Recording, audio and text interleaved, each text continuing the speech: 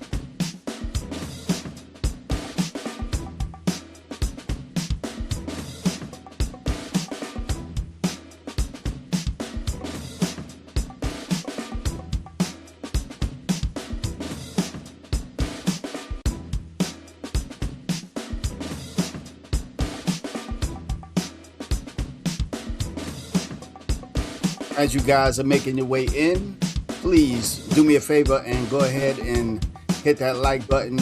Share this on your platforms if you can, whether that's Facebook, Instagram, TikTok, whatever your thing is. Please consider sharing, as we're going to have a great conversation tonight with somebody who definitely knows what it is. So sit back, relax, enjoy. We're going to get started in just a little while. Hit that like button.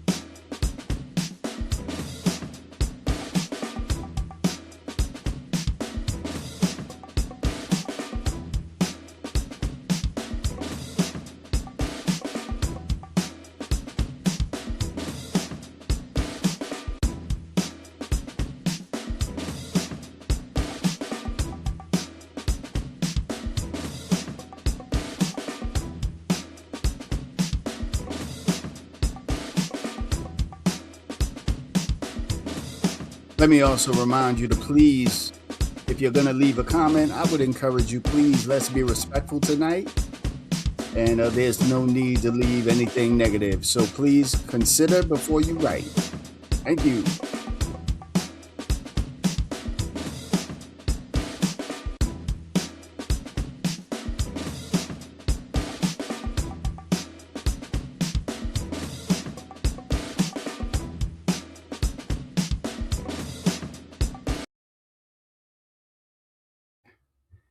Yes, sir. We're going to go ahead and get it in. Let me add Rock to the page. Let me do this. Let me see which one is better. Boom. This one is the one right here.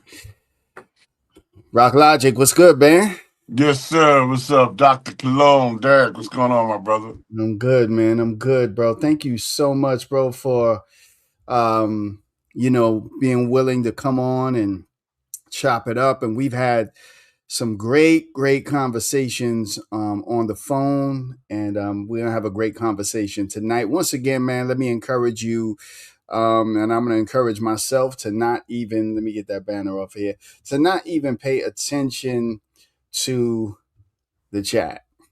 Okay. we're gonna give the chat some time to chime in, but people are gonna say all kinds of things, and we just want to focus on what we're focused on tonight, man. So again, man, thank you so much.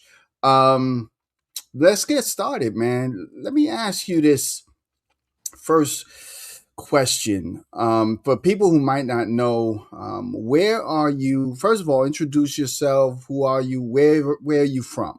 Tell us that. My name is Rock Logic, and sometimes people call me MC Sticky. And I'm originally from the Bronx, Bronx, New York. Over by Lafayette, Soundview, First, and then Third Avenue, 181st Street, Tremont, 180th, right across the street from St. Barnabas, is where I lived at. So that's my origins. That's where I originate from. All right, all right. A Bronx site, definitely in the building. Yeah. Beautiful, man. Listen, so we're having this conversation tonight about how hip hop went from the streets of the Bronx to the industry. Really want to hear your story, particular. When were you first? And so I'm gonna say this to you, Sticky. I'm gonna say this. Yeah. If I feel that you're jumping ahead of me in my questions, I'm gonna reel you back in. So don't pay me no mind, right? I'm gonna just reel you back in so we can really focus because I don't want to rush this through. Okay. Um, let's get started here. When were you first exposed to hip hop, and who introduced you to the culture? All right. So I was about 10, so this is about 1976, 77, right? I was first exposed to hip hop from some guys in my building, right? Big Gill, Sundance Crew, Phil Dog, Cornell. This is when I was living on Lafayette, right? Mhm. And Cornell was doing rhymes like, well, Cornell to the depths of hell, and Gill and them, they was cutting up, records like Apache and Shangri La and stuff like that. When I first saw hip hop, my first introduction to hip hop though was a friend of mine. His name was Rocky D, and he actually took me to a Zulu Nation jam, and that Mm. was when I saw Bambaataa and Jazzy J, and he was Puerto Rican, and he was down with actually Disco King Mario, Chuck City crew, and he's Whoa, actually whoa, one that yeah. whoa, whoa. Go ahead. We got to back that up for a minute. Hold on. Go ahead. So, Go ahead. all right. So wait a minute. Now I've heard, stories about Mario. I've heard stories about Chuck City. I've heard these stories. I watch Uh, the channels. I see the people who knew Mario. mhm. I've never heard. So he was an MC for MC for Rocky Mario, D. Yep. for And Chuck City. Wow. Chuck City. And what happened is Mario had did a party at 131 Hmm. over there on Story Avenue, and that's where he met Rocky D, little Puerto Rican guy. We're about the same age, so Rocky's like 9, right? And they Hmm. had created this rhyme for him, right? Where he's doing ABC, but he goes, I was standing on the corner, minding my business. Along came a doctor and grabbed me by my wrist, and he did this rhyme. And that was his niche rhyme. And he was a Mm. cute little Puerto Rican kid that was doing this thing, and he did it for Mario, Wow. and Okay. and Okay. he also was down with Bambaataa too. I mean, he used to go to Bam's house with the records and stuff, and what I'm saying, he was out there like that. That's what's up. That's what's up. Rocky D. Somebody see Rocky you D, little learn little something. Rocky D, yeah. Little Rocky D. Learn something new about people that we've never known, and this is the beauty of coming together and talking this out and telling these stories. The beauty of this is that we hear about the usual people, but there are so many people that were instrumental, were in the background, were definitely head deep into the culture that we just never know about, right? Right. And we don't know who these people are, where they were from, what their nationality was, all that. So that's inspiring, man, to hear that a Puerto Rican, rocks with you, and then he's MCing for for Mario. That's crazy right there. Yeah, So which was dope because we were just friends. You know what I'm Right. saying? No Right. music, just we ride bikes. You know, we doing kid stuff. You know, and Mm. he was the one that introduced me to the hip hop thing, though. Wow. So in the early days, who were some of the people that you saw at the early jams? And Um, then what were these years, if you could recollect that? no problem, easy. So between 76, 77, 78, I saw Disco King Mario at 107 Park. Hmm. Right? It was so funny because I went with my friend Master J. His name was Master J at the time, and he ended up being a dancer for Chubb Rock. He's Hot Mm-hmm. Dog from Chubb Rock. We was tight, and we Mm-hmm. went to 107 Park, and we thought that Mario was Flash. And I remember it was the first time I'd ever seen Adidas. He's oh look, Flash got on these Adidas, and then come to find out it's not Flash at all. It's Disco King Mario. You know what I'm saying? So we were kids. DJ Jazzy J at 100 Park in Bronx River. You know, along with Bambaataa and Red Alert. Right. So that was kind of my crew that I was Hmm. in because I was a Zulu also. You know what I'm Okay. saying? Okay. Then you get DJ Kenny Ken and MC Paradise, and they played 100 Park. DJ Kenny Ken. Hmm. I used to go to his jams. Um, Yeah, Kenny Ken is out of Monroe. He's out of right, he's Monroe out of Housing. Monroe. Yeah. Yeah. So 100 Park is across the street from Monroe. Yeah, yeah, So yeah. that's where So I you saw so Kenny you Ken. must have known, shout out to my man Dre Val, um, Andre, because Andre was the one who told me about Kenny Ken. Andre's also from Monroe. Yeah, I mean, Um, probably, you probably you know, knew you him, got to yeah. understand the difference. I'm 10, right? So Okay. my hangout card ain't crazy. You know what I'm saying? You know, Right. I'm going out 10, 11. You know, and jams was at night. So, Hmm. you know, I'm coming in, you know, 1, 2 in the morning getting stomped out, you know, for my Right. love of hip hop. So, Hmm. you know, in terms of me, I probably do know him. I don't know, but I know that that was my He's older than both of us because right. me and you are about the same age. Right. Yeah. So you figure Yeah. like that. So I wouldn't have really socialized with him at that age. You know what I'm saying? Okay. Just like Okay. even seeing like Bam and then later on after moving from Soundview, Hmm. when I moved over to Tremont and 180th, then that's when I got introduced to Cold Crush and Charlie Chase, right? Mm. And Hmm. then hearing about Theodore, right? I mean, you always heard about Theodore, but now I'm in his neighborhood, so I get a chance to see him. Because now we're up the street from the nine. You're up the street Right. from the nine, Webster over there on Webster and Hmm. Third Avenue. Um, the L Brothers, which was Mean Gene, right over in Mm. Forest and all that. So now I'm getting exposed to that side of the Bronx now, Hmm. and I'm seeing. Oh my God, the fantasizing three or the fantasizing four. There was an MC crew that was Ray Boogie. That Okay. was Ray Boogie, fantasizing four, and that was they were kind of like a subsidiary of Cold Crush with the DJ Joey, and there was another guy, and they were like a little Puerto Rican crew that was over there. You know what You I'm saying? talking about so wow, this is crazy, son. Wow. So you got to be talking about DJ Joey O and the South Soul crew because Ray Boogie, he was known as Ray Ski Ray back Skeet, that's right, then. that's Yeah. right.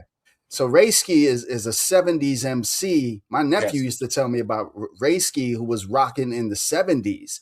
And Hmm. so this is even more interesting, the cosign of, because I did a little piece on Ray Ski, Ray Boogie. He rapped for Frankie, did the rhyme Puerto Rico I for know. I Frankie was I was Cutlass. I was the Yeah, engineer.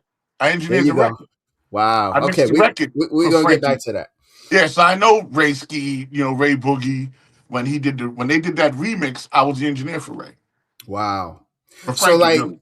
all of these, the area that you're talking about, yeah, so that's definitely Joe, because Joey O was the one who told me, um, you know, you need to get in touch with Rayski if you can, and so some people are trying to connect us, but that area would also be around where people like, um, if I'm not mistaken, TDK, the CC crew, all, 100. all of those, all those crews were over there, right? So the TBV. crews, because we were the Magnum Force crew. And then Mm, you had Bronx Breakout Crew. Then you had TDK Zodiac Rit Lovers. You had the East Side Playgirls. You had the East Side Playboys. You had the Malachi Crew, Rockwell Association, Bronx Breakout, the Nasty Crew, the Arthur Boys, the Hughes Boys. That was my man Mickey mm, from the Hughes Boys, and they were the Hughes Boys was a subsidiary of the Chingalings, right? They lived on Hughes Avenue. Chingalings was the adult, and Hughes Boys was under that. Just like the Magnum Force, the Black Falcons were the adults, and Magnum Force was their crew that was mm. under that. So yeah, you had all those crews that was over there, and then obviously, TDK unto itself, because you had TDK Zodiac Lovers, and then Mm-hmm. you just had TDK. TDK, right? And Yeah, that's like that would be the areas of 118, 129, correct. Saint Right. Saint Martin and Tours, all of Yep. that. Yeah, yeah, Yep. yeah. I Potomac will. Park, Arthur Park, Echo Park, even right. Echo Park, yeah, Playing Echo Park was kind of like, if you played Echo Park in that neighborhood, it was like you played Madison Square Garden. Like real Echo talk, Park was kind of special to us. You know what I'm real saying? talk. Yeah, And if yeah, and if yeah, you played Poe Park up on the concourse, that was like our garden, Madison Square yeah, Garden type shit. You know what I'm saying? yeah, I yeah, yeah. played Arthur Park, 82 High School. I mean, PS 82, no PS 92, PS 59. I played Mm. in 118, 129. You What was know, your DJ my back DJ then? name at the time was Little Rock, DJ Little Rock. DJ Little Rock. So, as you know, I'm from Echo Place, so Echo Park is, so I again, I'm your age, so when them lights start coming on in the summer, I had to be upstairs, but I would always hear about, yo, the jam Echo, the jam is happening at Echo, the jam, Echo, and then there Hmm. was there was 28 Schoolyard, which Right, was right around the corner. That's where Joey O really made his bones. That was like his spot. Sal Soul. I think there was another crew. There was a few crews, but MCTNT also talked about a lot of those guys there. right. So did you have a sound system? Yeah, yeah, I did. Okay, so in your estimation, um, we got into this conversation the other day Mhm. about the sound systems, and in your estimation, who really influences these big sound systems that are coming out? We hear about them in Brooklyn, but we're talking about the Bronx. So what do you say to all that? Because you got big sound All right. systems. So I had a sound system, had 21 speakers. I called it the monster set, right?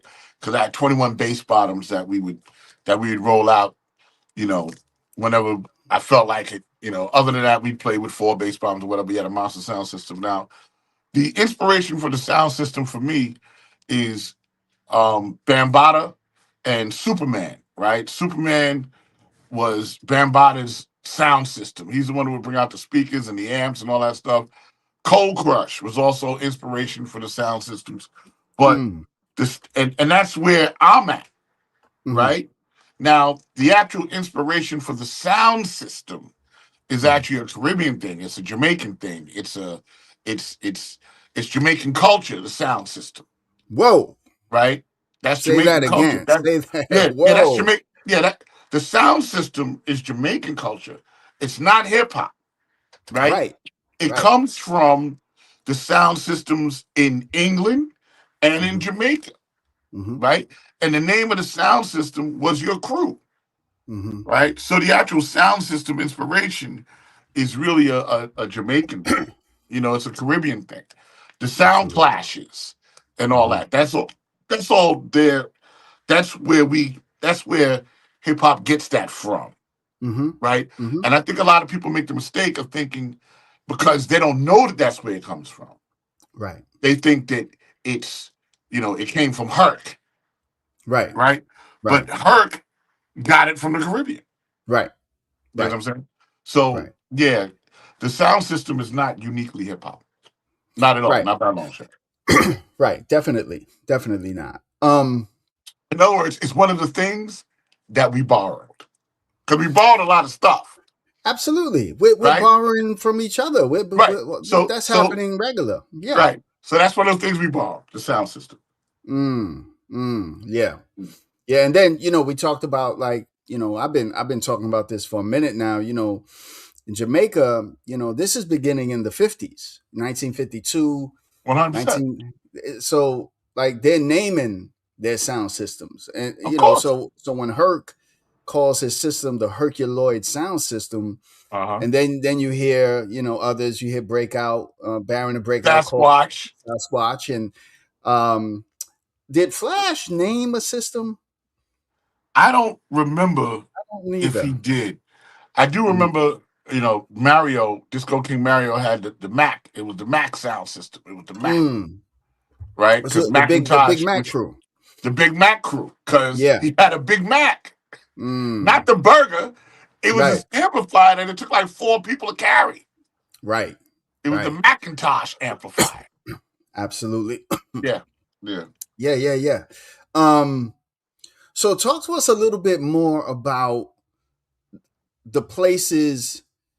Talk to us about what was 118 like. A jam at 118. What was that atmosphere like over there? Because Uh, quiet as it's kept, bro. Sticky. There's people who vehemently deny that 118 was even a real thing, oh no, and I'm it was like, absolutely real. First of all, let's go with the Cold Crush, right? Cold mm, Crush, what they used to do was interesting. They would play at the top of the steps. That right, the steps. It was the back of the school, because that was mm, kind of their stage, right? They'd play at the top of the steps. 118 was very real, but the thing about 118 that was interesting is you mm, had all the crews, but you also had the Black Falcons there. You had the Savage Nomads there. You had the Chinglings there, and we was all there to get down and listen to some music. You know, yeah, yeah, 118 was a real, and then the B boys and everybody. That was a real melting pot, mm, right? mm, That everybody came, black, Puerto Rican, gang mm, affiliated, crew affiliated, whatever it was. And we ended up, and some nights, listen, shots popped off, mm, right? It ain't, let's not candy coat it. I mean, I was there for one of the shootings. mm, You know what I'm saying? So, and my friend who got shot, his name was Tyrone, but God bless the dead. He got shot and we were running, right? We heard the shots pop off. So mm, now we're running down La Fontaine Avenue, but we all ran through the hole in the fence. mm, And then he just yelled out, he's like, yo, Rock, yo, Little Rock, I got shot. And I'm like, what? So I turn around and I mm, go back. And when he's laying on the ground, I grab him and I can feel the blood in his back. You know what I'm saying? And mm. he died right there on La Fontaine Avenue. Oh my goodness! Yeah. Wow. Mhm. Mhm. So sorry to hear that, man. I thought it was going to be a happy ending. No, Okay. no, no, no. He died. Yeah, that's Yeah. that's that's real. But that was Mm, kind of like things that happen when you went to jams. You know what I'm saying? Most of the times the jams were fine, but there were mm-hmm, those times, and me and Gene, I know Gene can tell you times of violence. You know what mm-hmm, I'm saying? It was mm-hmm. kind of the violence in the Bronx was also part of the culture of the Bronx. Sure. Sure. You know what I'm saying? So it's not like things didn't pop off. Things popped off. That's just kind Mm-hmm. of what it was. That's what it was. That's what it was. In the last number of years, there's been this conversation that has wrapped itself around hip hop, Right. right? And the conversation has to do with the Puerto Rican presence, the Caribbean presence. Puerto Ricans are Caribbean. Mm. As far as you saw, were Puerto Ricans always day one with the culture, co-creators? If yes, why? If no, why? Fair. All right. Well, um, I think it's a weird thing, right? Because when I was over at Soundview, we saw some Puerto Ricans there, but you got to understand the population of Soundview at the time was predominantly black, right? Mhm. When I went over to over to Tremont, Then you saw it was more Puerto Ricans that were into this thing. So I think considering the fact that, you know, during that time, Mm-hmm. and I think it's ignorant for anybody to say that number one, Puerto Ricans weren't there from day one, simply because based on the population, there was 300 to 400,000 Puerto Ricans in the Bronx at that time, Sure. right? Mm-hmm. How could they not be involved from day one, Right. right? Nobody can say that there wasn't a Puerto Rican there at that Cool Herc party because Mm-hmm. it's impossible to say that, Mm-hmm. right? Mm-hmm. So if you just base it on logic, science, and numbers, then yes, Puerto Ricans were there from day one. Yes, absolutely. Yeah, and I think about, I think about the Bronx, and again, we're the same age, so I think about the Bronx in the '70s, and I could speak, from my earliest recollections, which would have been 1975. I'm 8 years of age. I don't remember a time that we were not rocking together. We were not fighting together. We were not together. And then, that's the gang era as well. That's the outlaw era. And Right. so, the majority of the outlaw cliques in the Bronx in the '70s were Hispanic. Uh Of huh. course, we had the Black Spades. Black Spades had Puerto Ricans within there, so Right. it was always this mix. Savage Skulls had blacks, and Black Spades had Absolutely. Puerto Ricans. Because So there was a mix, right? We were all together, yeah, right? It's not like when I went to a jam, I looked and went, "Are there any Puerto Ricans here?" That's not what we're thinking, right? We're right. listening to the music, and guess what? There are Puerto Ricans there, but we're all there together, That's right. right? That's right. Enjoying this thing that we really don't know what it is. It's a Mm. thing. Mm-hmm. We like. There's no 2020 is hindsight, and that's Mm-hmm. we look back at it. But when we was in the mix, number one, we didn't know we were making history. We didn't Right. know that. All we was doing was playing some records and listening to some rhymes. Mm. That's it. No one thought it was going to be anything it was going to be, right? Mm. To answer your question, were Puerto Ricans co-creators of hip Mm-hmm. hop? Then the answer to that is absolutely positively not. That's not possible, right? Okay. Mm-hmm. And the reason why that's not possible because there's only one creator of hip hop, right? Mm. And people who don't want to speak to that, but here's the truth: the questions. I think people don't ask the right questions to her. The first question you got to ask Herc is, Herc, Mm. when did you start DJing? Right? He Mm. didn't start DJing the day hip hop was created. He Right. was already DJing, right? Right. Right. And from him DJing comes the creation on that day of hip hop. Right? Now, Mm-hmm. to create something, it has to be exclusively something that nobody's ever done before. Right? That is the Right. creation, Right. right? Bambaataa did not create hip hop. Mm-hmm. Flash did not create hip hop, Mm-hmm. right? Only Herc created hip hop.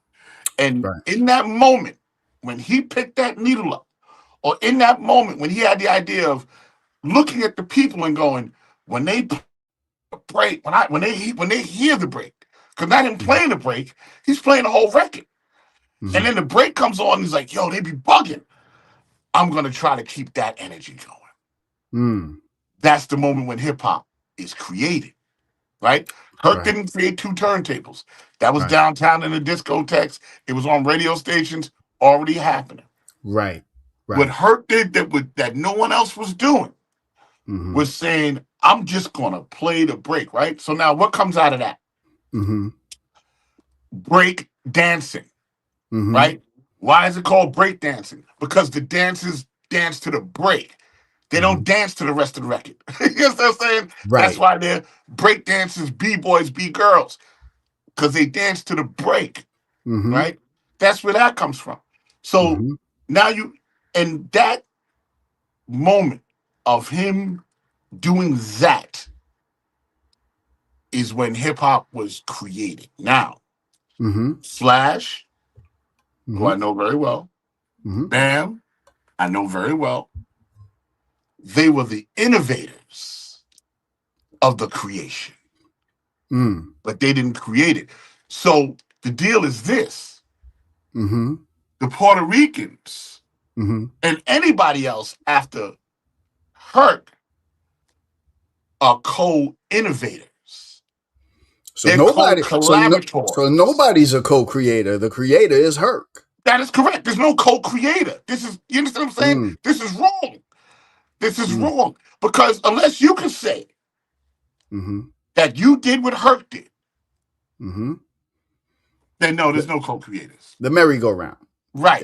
Yeah, You he understand? created something out of nothing. So Absolutely. right now, here goes Flash. Flash goes, I'm looking at this merry-go-round foolishness, right?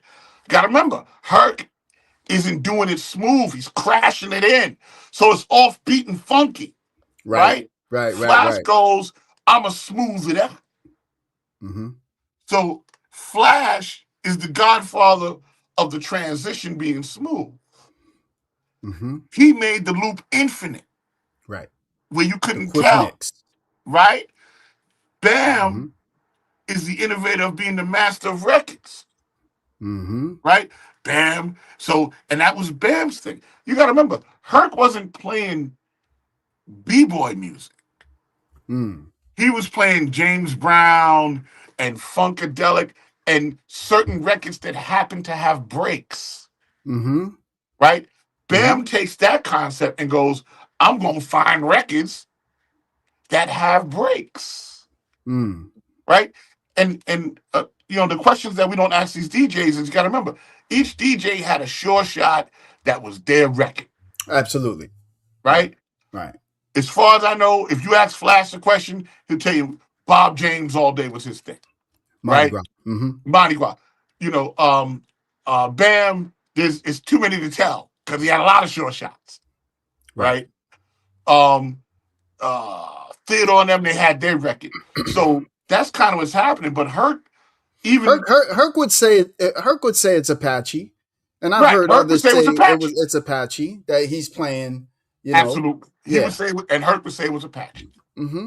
Mm-hmm. But this is the spark. Mm-hmm. Herc is the creator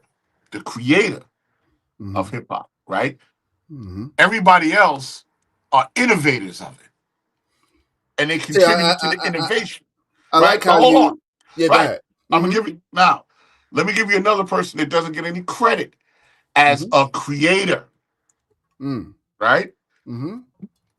Grand Wizard Theodore is the creator of the scratch. Mm-hmm. You understand? That ain't even an innovation. When the Mm-hmm. scratch comes along, this entirely changes the game because no one was. It didn't exist. To scratch a record is sacrilegious, Mm-hmm. right? When you Mm-hmm. had a record, you cleaned it and you kept it clean. Now here goes Theodore, makes a mistake, and goes, if I do this rhythmically, I Mm. can change the beat. Mm-hmm. I can actually add music to this thing, Mm-hmm. right? That was a creation. I would say that Flash's quick mix theory was also a creation.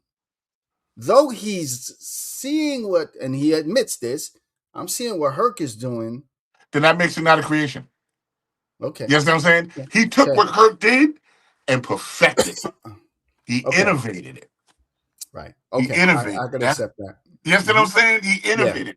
If Mm. he didn't see Herc, he couldn't have a quick mix theory. Mm. You understand Mm. what I'm saying? So he innovated what Herc was doing and went, not only am I gonna make an infinite loop, but I'm gonna do it quickly. Right. Right. You Right. know what Right. I'm Right. saying? Right. That's what it is. Right. And on time with the whole crayon and all that Right, stuff. right, Yeah. right. Yeah. Yeah. Yeah. Yeah. That's where Flash goes. But that's an innovation. That's not a creation. That's what's up. Now I've heard, again, this conversation is so, and I love how you quantified this, right? Because I have no problem with you saying the Puerto Ricans are not co-creators. I don't have a problem with that. I know people in the chat are like, "Oh, Colon, that's not even." But you quantified this by saying the reality is nobody's a creator. There is No, one creator, and his name is Herc. And that's I it. think a lot of people have a problem with that. Number one, because he's of Jamaican heritage. I don't know why that's a problem, but Me either. okay, it is what it is, right? He Hmm. is the father of the culture. Bam says it, Flash says it, Theodore says it. People say when we saw Hurt do what he did, and it wasn't even smooth. No, We've not at never all. seen anything like that before. Taking those, and they said when we went to a Hurt party, the system was so clean. They're talking about the Herculoid, not the columns. The No. Herculoid sound system. It was so clean and crisp. Hmm. They described it as going into another dimension. He's using the echo chambers. Right. This is Jamaicans. Come on, man! Like he's not going to bring any of his cultural energy with him. And come on, that just don't make sense to Well, me. but he did, Of course he did. right? And he exposed, and we, as as Americans, because I don't like to say that black people are African Americans, because I don't believe that that's true either. But Mm-hmm. that's another conversation, right? Sure. We as Americans, as black Americans, Mm-hmm. we want to expose the Caribbean culture. Mm. So Hurt brought that to us, and this is where we identify, Mm. right? I don't think people even knew Hurt was actually Jamaican. Tell you the truth, Well, that's what I some didn't. people say. Yeah, some Yeah, people you say. know what I'm Yeah. saying. But um, because a lot of people that were Caribbean descent, especially in the Bronx, just kind of identified themselves as black. It was just easy to go, I'm black, right? Well, they are And black. Yeah. and they are black, but Right. they didn't go, they wouldn't really specify. I'm Jamaican, but it just wasn't that kind of energy, right? So yeah, of course, Kirk brought Did you go to Jamaican. her? Did you go to any Herc parties? I wasn't old enough. Did you go to Bambata parties? 100%, Did you go to Mario parties? 100%. Tell me, what those parties were like. I've heard what Herc's was like. Right. What was a Bambata party like? I mean, Bam parties was like, you know, it was sometimes a little scary, Mm. right? Mm-hmm. But you just marveled at the sound system. You marveled at what you were hearing, And that's the right? Superman. And that's That's Superman, right? Bam will tell you, Superman was the one who used to bring the who. systems. Who was Superman? Who's this? Who's this person? Superman was a sound guy. Oh, sound guy. Okay. He was a Okay. sound guy, and he Mm. would bring the amps and he's Puerto Rican, by the way, right? He'd bring the amps and the speakers out and all that, and it would be clear. And I remember Superman had this equalizer that had lights on each of the slides, and that was the first time I ever saw that. Superman was the first person I saw that all the amplifiers were in a rack, and it was neat. Like that was Superman. But you waited. What you waited for the band party Mm-hmm. was to hear what band was going to play, because Right. you knew he was going to play something that nobody had. He going Mm. to play a sure shot, right? So you were Mm. always very interested in what band was going to play. Now, let's be square. Mm-hmm. Bam didn't really play, right? Because Bam DJ'd like Mm-hmm. Herc. He just kind of crashed it in, right? Sure. Jazzy, but Bam would pass the record to Jazzy so that Jazzy could play the record, Mm. right? Mm. That's how that worked, right? The Mm-hmm. mechanism was Bam pull a record, give it to Jazzy, Jazzy put it on, okay, bomb, and then Jazzy would play the record, Mm. Okay. right? Okay. Bam wasn't smooth. Bam was Right. like Herc, Right. right? Just like Herc got younger DJs when he got Wiz Kid and all these Right. other people, right? Right. So that was the deal. Yeah. Now, Mario's parties what about were, Marius? Yeah. yeah, Mario's parties were over in 107 in Bronxdale. Um, I don't know, there was 123 as well, right? 123, right? Mm-hmm. 123, absolutely. Mm-hmm. When they would do the sound, and I'm gonna call them a sound clash for my Jamaican people, Mm-hmm. right? But when they did the battles, they would do it in 123. People don't realize Mm-hmm. Mario was a janitor for 123. So that's why they could do the battles in 123. Oh wow. Okay. Yeah. Okay. Uh, That's interesting. You mentioned about Superman. I see something I didn't know. Okay, so this is a Puerto Rican dude. I heard Cass say something very interesting in an interview on his podcast, Mm. and he was saying that he said, let's keep it real. Now, Kaz is from the 180th area, that Right. area over there, and he would say, he said, let's keep it real. We couldn't play a lot of times unless we got our systems from the Puerto Ricans. The Puerto Ricans Uh-huh. would let us borrow their speaker. We're going to borrow stuff from these guys. And I wasn't sure why he was saying that because I kind Uh-huh. of caught the interview at a thing. But again, at this point in my in my life, right? Yeah. That's neither here nor there. It's encouraging because I'm Puerto Rican, and I've Right. been saying this for years already. But okay, that's neither here nor there. But again, this shows you we weren't looking at each other like that. It was just like he got a system, he got a system. Let's come, let's get together. We not. I interviewed Bambata. Bambata said the same thing. He's like, I don't, and I'm paraphrasing. I don't Right. understand where this is like. We're all indigenous people. We're one Right. people. Like so, it is what it is. I It is think what I it think is. the problem was the initial big bang of this thing was Mm-hmm. when Fat Joe said, hip hop was created 50-50 between the Puerto Ricans and the black, and that just wasn't true. Sure. Yes, I mean, first of all, there's no percentage. Let's go number one. Two, Puerto Ricans didn't create hip hop. Blacks did not create hip hop. Cool Herc created hip hop. Mm, Puerto Ricans mm, and blacks, everybody after that, we innovated it, right? Even mm-hmm. breakdancing. Puerto Ricans did not create breakdancing. Black Mm, people did. All right, okay, let me mm-hmm. back up. Mm-hmm. Uniquely hip hop, Herc. Breakdancing, taken for stuff that was already happening, Mm, right? And then that mm-hmm. became the floor work. You can look back into the 30s and the 40s and see people doing footwork on the floor, right? Same Sure. thing with rapping. We didn't invent rapping, right? Mm, You can go back to the 30s and 40s on that, or even more recently in the 60s with Gil Scott Heron and those mm-hmm. guys that were doing. Now some of it was poetry, but some of the records you hear they rapping in that cadence. Pygmy Markham and all that. Yeah, yeah, yeah. Right. You understand what I'm Yeah. saying? So Mm-hmm. we took those. Now those things are Mm-hmm. not an invention of hip hop. Right. That's They're one of not the they're things. not Those are the connected things. to hip hop. Right. Those are the things we borrowed, right, to Right. create the culture. Right. Right. Uniquely hip hop is her. And I think, again, I don't agree. And that's okay. We can just I don't agree, and I've had these conversations. I've made Agree with videos what about them. part? I don't agree with the whole, the 1930s and that's breakdancing and all that. That wasn't breakdancing. They're doing what they're doing. First of all, there's no footage of them in the streets anywhere. There's no. This is all movies or performances. What they were doing was bad.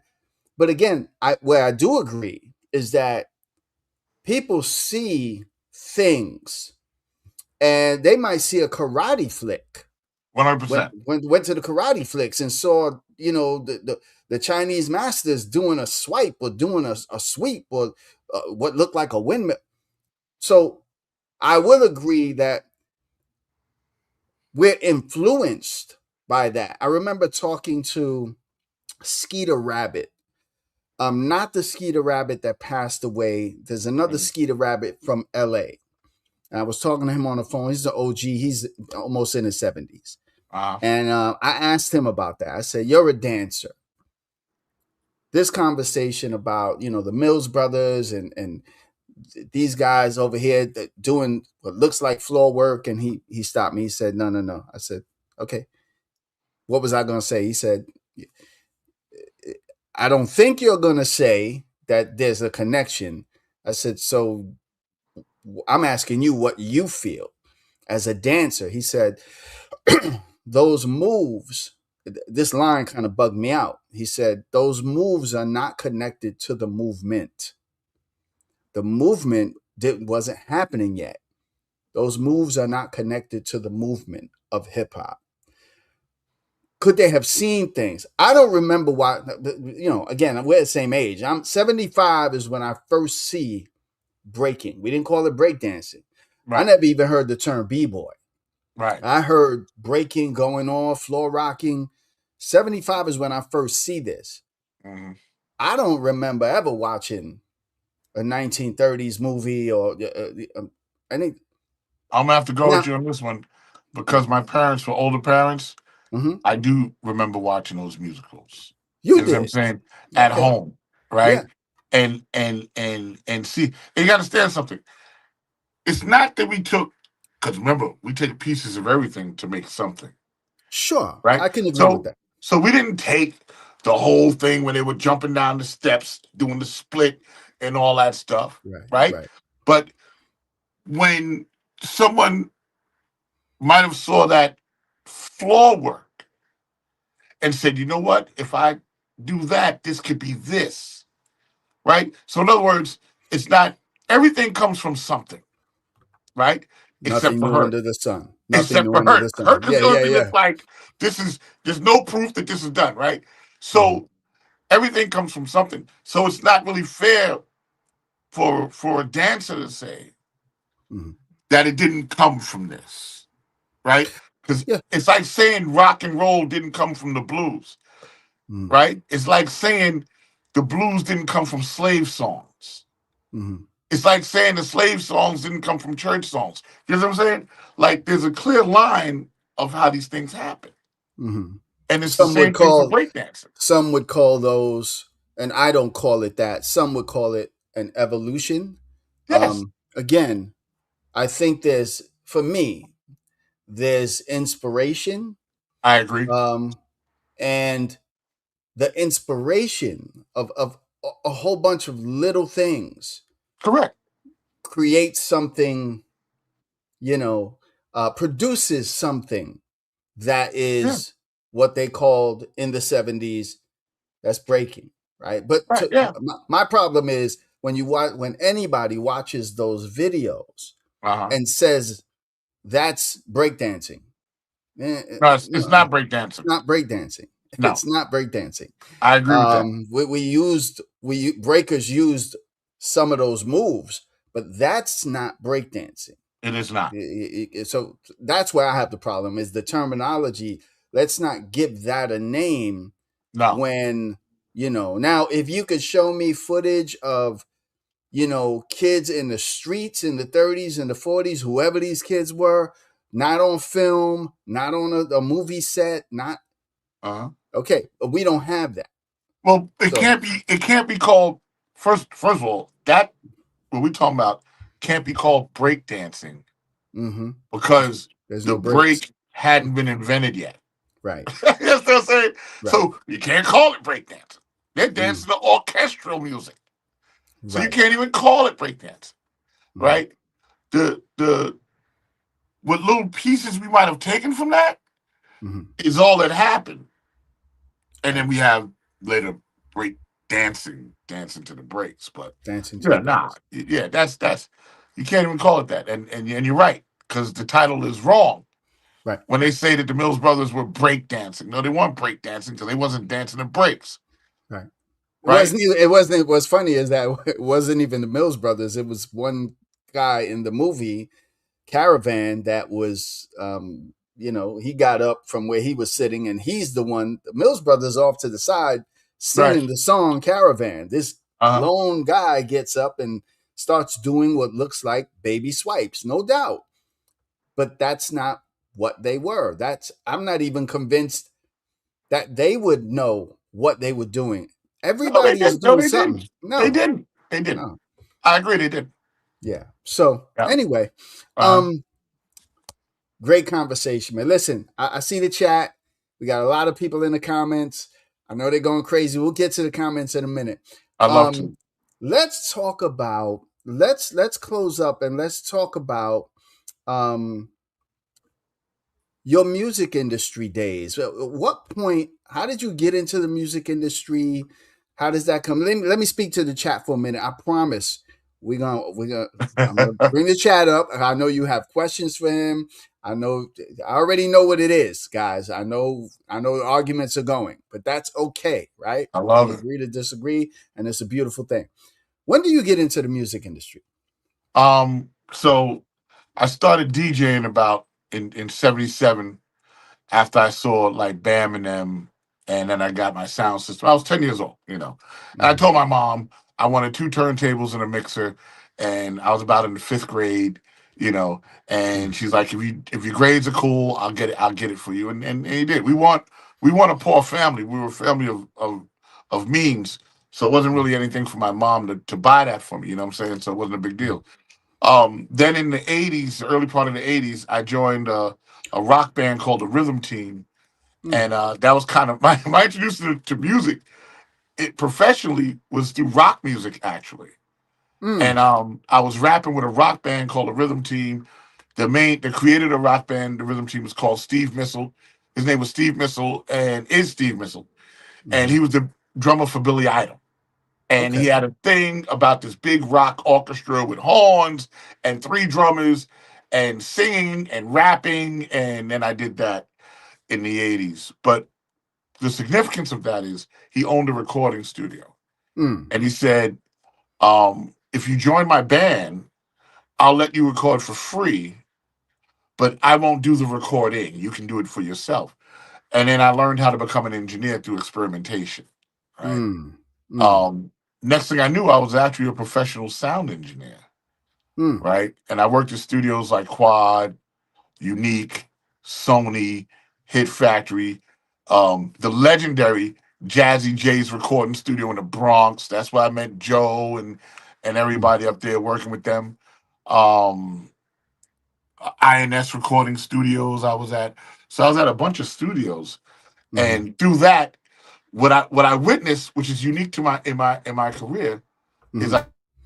I saw it go from the streets to the music industry, and then participated in the music industry from professionally as an engineer from like '89 until like 2010. Mm.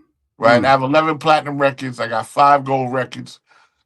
I worked with everybody from Wu Tang, Shaggy, MOP, Guru, um, Tricky from London, Michael Jackson, Prince, Stevie Wonder, Mm. Celia Cruz. Um, I don't know. I mean, it kind of goes on and on and on the list, right? So Michael, tell me. So Shock wait, G. Shock G, Michael Jackson. What did Yeah. you do for Michael? It was a recording session at the Hit Factory. Okay. Okay. You Wow. You know, remember what song it was? nope. But here's what I can tell you.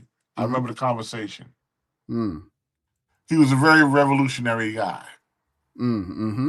Right? Mm-hmm. He was very pro-black. He was very pro-education, and he loved books. And he Mm. loved to talk about books, and it was great. You know what I'm Nice. saying? And every once in a while, you'd hear that his voice was a little deeper than what you would hear. Mm. Okay. You Okay. know what I'm saying? Mm-hmm. So Mm-hmm. that was cool, just to kind of have that vibe. Wow. Yeah, Um, man. Yeah, yeah, yeah. So, again, from the streets of the Bronx, yeah. you end up in the studios, and then Yep. I did at I did what? Wu Tang's first record, the METHOD, man, right? MOP, I recorded How About Some Hardcore, but then Mm-hmm. the later album, which is the Warriors album, you'll see my name all over Warriors, which has Annie Up is on that, Cold as Ice is on that. Mm-hmm. You'll see me all over their records, especially after like '96, '97. You'll Okay. see me on, engineering credits. And then Mm-hmm. just records across the board. My discography is so long, I don't remember half the records I did. You did also Shake What Your Mama Gave You, Frankie Okay, Davis. cool. Yeah, That's right. as an artist, Right. right? So my career is engineering, but my other career is I'm actually an artist. I made Shake What Your Mama Gave You. That's my voice going, Shake What Your Mama Gave You. Mm. Also, Say What. Ladies in the back, where you at, say what. Fellas in the front, where you at, say what. I made Mm. that record. And this is my voice on these records. We Right. gonna bounce one time to the beat. Come on. We gonna bounce one time to the beat. Come on. I made that record. Mm. So um I've had the blessing of being behind the scenes and in front, Mm-hmm. Mm-hmm. with having like hit records, classic records. Before Little John and Scoop, I was already making those records. What time? At what point do you get out of the industry? What year do you kind of? Like 2010, I Mm-hmm. went to EMS school, Mm-hmm. right? And I did EMS for about 5 years, and Mm-hmm. then I became a CPR instructor, and other stuff. Reinvention, but I still tour to this day. Okay. We Okay. leaving to go to uh we're leaving to go to Amsterdam like next week. Amsterdam and Rotterdam. Last year we was in Switzerland, so I still Okay. travel with my crew, and we Nice. still do shows right now. You know what I'm saying? And we get good Nice. money. Nice. Nice. All right, listen. I put the chat up. Let's take a couple of minutes. Let me ask the chat if you have any questions for Rock for Sticky. Just lay them out of these and see what people. There's a lot of them, so I'm not going to go all the way back up to the top. If Choose anybody has a question, choose what you um, got. please ask your question, and yeah, let's do it. I know All that you right. guys are arguing, and oh yeah, so Joey O is in the chat right now. Uh-huh. Let me put this on the screen. See if you remember some of these people. No, that's not it. Right here. So he's saying DJ Eldorado Rock, DJ Joey O at the South Soul Crew 28 Schoolyard. Welcomed many DJs and MCs, all different crews. Much unity. Yeah, yeah, yeah, yeah, 100%. Absolutely. yeah. Let me see. I'm only gonna put up.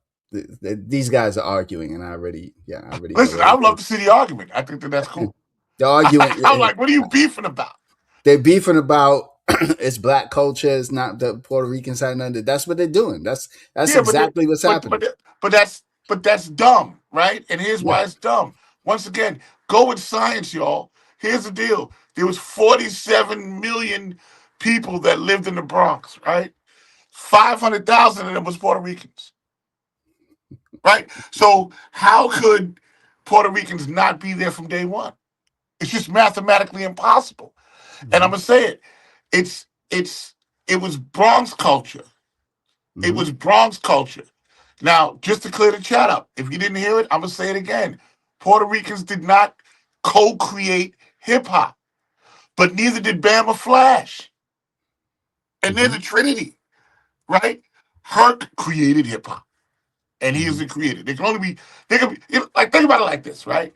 If I'm in the room when Thomas Edison makes the light bulb, Mm-hmm. and I'm there, does it mean I co-created the light bulb? No, Right. I Right. was a participant in watching history. Look at the chat. So this is something from King of New York. He says this, Sticky. He says Herc didn't create hip hop. He saw Mario and Smokey and did what they did. I've heard that before. That's Right. But baloney. where's the documentation of that? Yeah, none. Right? That's these Bronxdale dudes, right? No bust on y'all. But you telling me that Mario was doing the merry-go-round?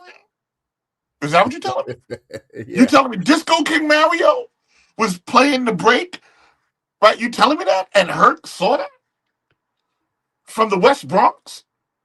No, they're saying Herc went to Came to Bronxdale Bronxdale, this and is what he saw saw, and he got them. it from them. Yeah, yeah. Nah, you know what?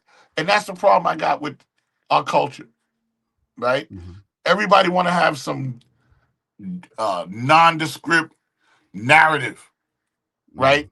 Some narrative that you got no proof, right? Mm-hmm. If Herc says he got it from Mario, then I'm going to roll with that. But Right. Herc ain't never said that. Never Now, heard Herc him is say that. 70 years old. I think you got him coming up. Ask him. Be like, Herc, did you see Disco King Mario do that? Ask him. Mm-hmm. And I'm not saying Mario didn't. I'm saying Herc is alive. Ask him yourself. And the answer Mm-hmm. is the truth. Mm-hmm. That's it. But we always come up with this stuff and they talk about DJ Flowers and all this convoluted stuff that they talk about, right? Herc ain't the first DJ. Herc saw other people DJ. But Mm-hmm. what's uniquely Herc is just playing that break. That's Herc. Mm-hmm. Mm-hmm. Exactly. I agree with you. Let me see. Anybody else? It's a bunch of stuff. I'm trying to find some real, Yeah. prominent stuff. Let me see. Let me see. Let me I see. have to give you all the robot. The robot. Now, where's that from? Wait a Lost minute. in Don't tell me. Space. That's right. Lost in Space. 70s. Yeah, I'm a '70s collector of stuff. Let me see. Um, all right, let me see. So, and again, bro, I agree with you. You know, I've made it my mission this year to not even entertain this conversation. I think I'm gonna continue to tell the story as I see the story and interview people and hear people's different viewpoints. I Right, happen to believe Herc is the father. I don't believe nobody was doing what Herc did before Herc did that. right, Nobody. So, you know, unless you can show me that, right, and he's never ever said that right, nowhere, right. nowhere. So, So, so that's kind of how that works, and the rest of us are mhm, all innovators of the art form. We innovated it. We collaborated on the art form, but we did not mm, create the art form. That's not what we mm. did. Mhm. Right? You Mhm. had TNT being like the first MC spitting the Puerto Rican Spanish, right? Mhm. Rhyming in Spanish, right? That's an innovation. Mhm. It's 19. That's that I got you. You here? You with me? You with me? I lost your voice. I can't hear you. Did somebody call you? Try this. Try this. Just go back out and come back in. Do me a favor. Watch this. If you can, put silence your notifications so you won't get a call. Just come back out and come back in. I'll let you back in. All right, cool.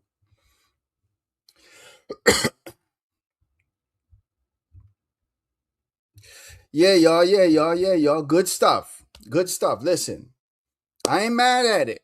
It's good stuff. This is a good conversation. All right, you're hearing a whole bunch of people. He's coming back. He's coming back. I think he got a phone call, and that just got. But listen, drop some questions for Sticky for Rock Logic. Drop some questions for him. All right, and again, guys, this ain't about the Puerto Ricans. Forget that. I'm not on that. I'm just asking questions because I want to hear from him. But I'm not on that. Yes, one person put in there, Michael Jackson is in Puerto Rico. Of course, I know that. Stop being silly. Stop being silly. All right. Yeah, we can ask him about Tex. Definitely, we can ask him about Tex. He just mentioned TNT. I just interviewed TNT. TNT is rocking out in 1976. And many people already spoke about what TNT did. So yeah, we're still here, man. We're still here. I'm just gonna see if he comes back in. If not, I will definitely send him the link again. I hope he can come back in. There he is. Okay, boom. All right, cool. Put your phone. Boop. Oh yeah. Yeah. Let me see, and we'll do that. There we go. There we go. Somebody asked.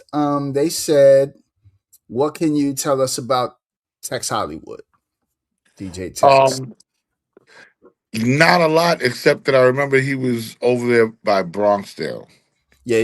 He was with Mario and all Right. that. That Yeah. he was part of that crew. That's pretty much, and and he was Puerto Rican. Yeah, absolutely.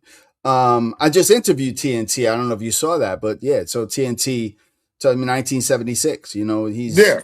doing the Spanish rap, and he's a young dude. He's a little kid, Uh-huh. right? Uh-huh. So, and he's from around the Mount Hope area. So he's around 28 Schoolyard. He's around Echo Right. Place, And I know Anthony. T. You know what I'm Oh, saying? I you know ran into T. him. Yeah, I ran into him at the Hip Hop Museum. You know what I'm saying? Because I'm always over in the Culture Lab with LG and Rocky and them. You know what I'm saying? I do a lot of the engineering and mixing and production for the museum right now Did to you this see? day. Did you see what they were doing today? This weekend. They Um, were showing the Rebel Kings. nah, I didn't see that. Yeah. Um, you They talking about at the showed it. museum, Yeah, no, at the Culture Lab, they're the showing Culture Lab? I'm sorry. Yeah. three showings of the Rebel Kings, and then today they did three showings, and they might be doing it again tomorrow. So they had a bunch of people up there just exposing people to the story of the Ghetto Brothers. Yeah. I wish I would have seen it, and if I'd have known, I'd have went. Yeah. Absolutely. So Topaz is the one really putting that on. Okay. So he's Oh wait, was that the thing that Busy Bee and no. okay, because I know Busy Bee was just there a few days ago with Kaz and Mel and them. They were doing something, some They were podcast. filming. I think they were filming some kind of movie or documentary. TNT told me Yep. they're in here filming because he was there. All right, listen. Let's see. Anybody else? Um, let's see. Let's see. Anybody else got any questions for Rock Logic? If not, we gonna get up out of here. Anything Word else to you me. want to add, bro? You know what I'm saying? Given to you. I just here's what I love. I love that at 59 that I'm still involved in the music industry, and I've been able to. I had the gift, like a lot of us, of Mm-hmm. seeing the beginning and not thinking that Rap is the Light is the beginning of hip hop. You know what I'm Mm-hmm. saying? People don't really understand that us in the Bronx, when we heard Rap is the Light, we hated that record Yeah. Yeah. because there was no authenticity to it. Mm-hmm. Right? Mm-hmm. When you heard that come on, you were like, first of all, who's the Sugar Hill Gang? Let's start with that. right. Right. Right? We were all like, who is Right. that? Right? Let's be square, right? And people don't tell this part of the story because we're politically correct now. But the truth of Mm, the matter is, we were like, that ain't what we're doing. What's them bongos in front of good times? And it mm, sounded ridiculous. It sounded like a cartoon, right? mm, So we didn't respect that record mm, because it wasn't Flash. It wasn't the Cold Crush. It mhm, wasn't Bam. It wasn't the Funky Four. It wasn't the people that had the street cred. mhm, There were three mhm, guys, and they were from New Jersey. This is a travesty, right? We're looking like, what are you? What? Who? That it came on Eyewitness News. That's when I first saw the Sugar Hill Gang, and T. Williams was interviewing them, and she's like, and it's this mhm, new art form of hip rap, and they show Big Bang Hank and Wonder Mike and Master G, and they're rapping on Channel 7, mm. Here's a right? question. Here's a question for you. Yeah, So the question is to Rock Logic: why do most of the pioneers give credit to James Brown? He's asking this because I have my own thoughts about James Brown, but I'll let you. I'll let you rock out. Go do your thing. because that's the music we was listening to. That's what they played. It was nothing. It was nothing to hear James Brown on the court, right? They playing basketball. Like James Brown was funky. Mm-hmm. James Brown had the breaks also. Mm-hmm. You gotta remember that. Funky Drummer, Mm-hmm. not a very Mm-hmm. popular record. Matter of fact, not even James Brown's hit record, No. but it was a No. hit record for us, the Yeah. Funky Drummer, right? So, um, early during those early times, the influence Mm-hmm. to Herc and Bam was James Brown. Henceforth, that's our influence, James Brown. But let's not get it twisted. What these guys want to do is make it that James Brown was the only break that anybody ever played. That is totally foreign from the truth. No, it's definitely foreign, but here's see that they're confusing the two. James Brown was a hot artist that was on the radio, so they played James Brown. You know what I'm saying? right. That's like they try to micromanage it. No, James Brown was hot, so band played James Brown, and you got to remember they were playing the whole James Brown record. They Mm, wasn't just playing the break, mm, right? They were playing the whole James Brown record. They were playing James Brown like they was playing Funkadelic. That's Bam and Sly Stone. That's Bam and Herc's inspiration. So those are the records they played. mm. Here's a question. Please ask him about DJ Smokey. What do you know about Smokey? I can tell you, not a lot. Okay. So we can move on. Okay. Right? And not to discredit DJ Smokey. Let's be square. I can only speak to what I know. Mm-hmm. Right? I can only speak to what I know. So here's a question. Let's see. All right. He says, Herc. So, question: Herc doesn't start graffiti. How does he create hip hop? Because Okay. graffiti has all right, can I is there any more to that question? Huh? Is there any more to that question of any like relevance? Because it's ridiculous. Well, so I know who this person is, so I know where he's going. Graffiti predates hip hop. So anyway, Correct. I'll let you rock out. There Go we ahead. Do your go. thing. Graffiti predates hip hop, right? And let's just go with forget. I ain't even gonna go into Roman times or hieroglyphics. Forget that. That's stupid. Graffiti, graffiti predates hip hop by at least 13 years, right? Graffiti started popping 59, 60, 61, 62. That's happening in Philly. That's happening in New York, right? People Hmm. were already doing graffiti Hmm. by the time hip hop happened. They were seasoned veterans. Hell, Tacky, what is it, Tacky 183? Yeah. Right, okay. He's like 68. Yeah. Taki's Okay, almost 70. Yeah. right. So these dudes were doing graffiti before hip hop. Graffiti just got added as one of the elements of hip hop. Right. But graffiti predates hip hop.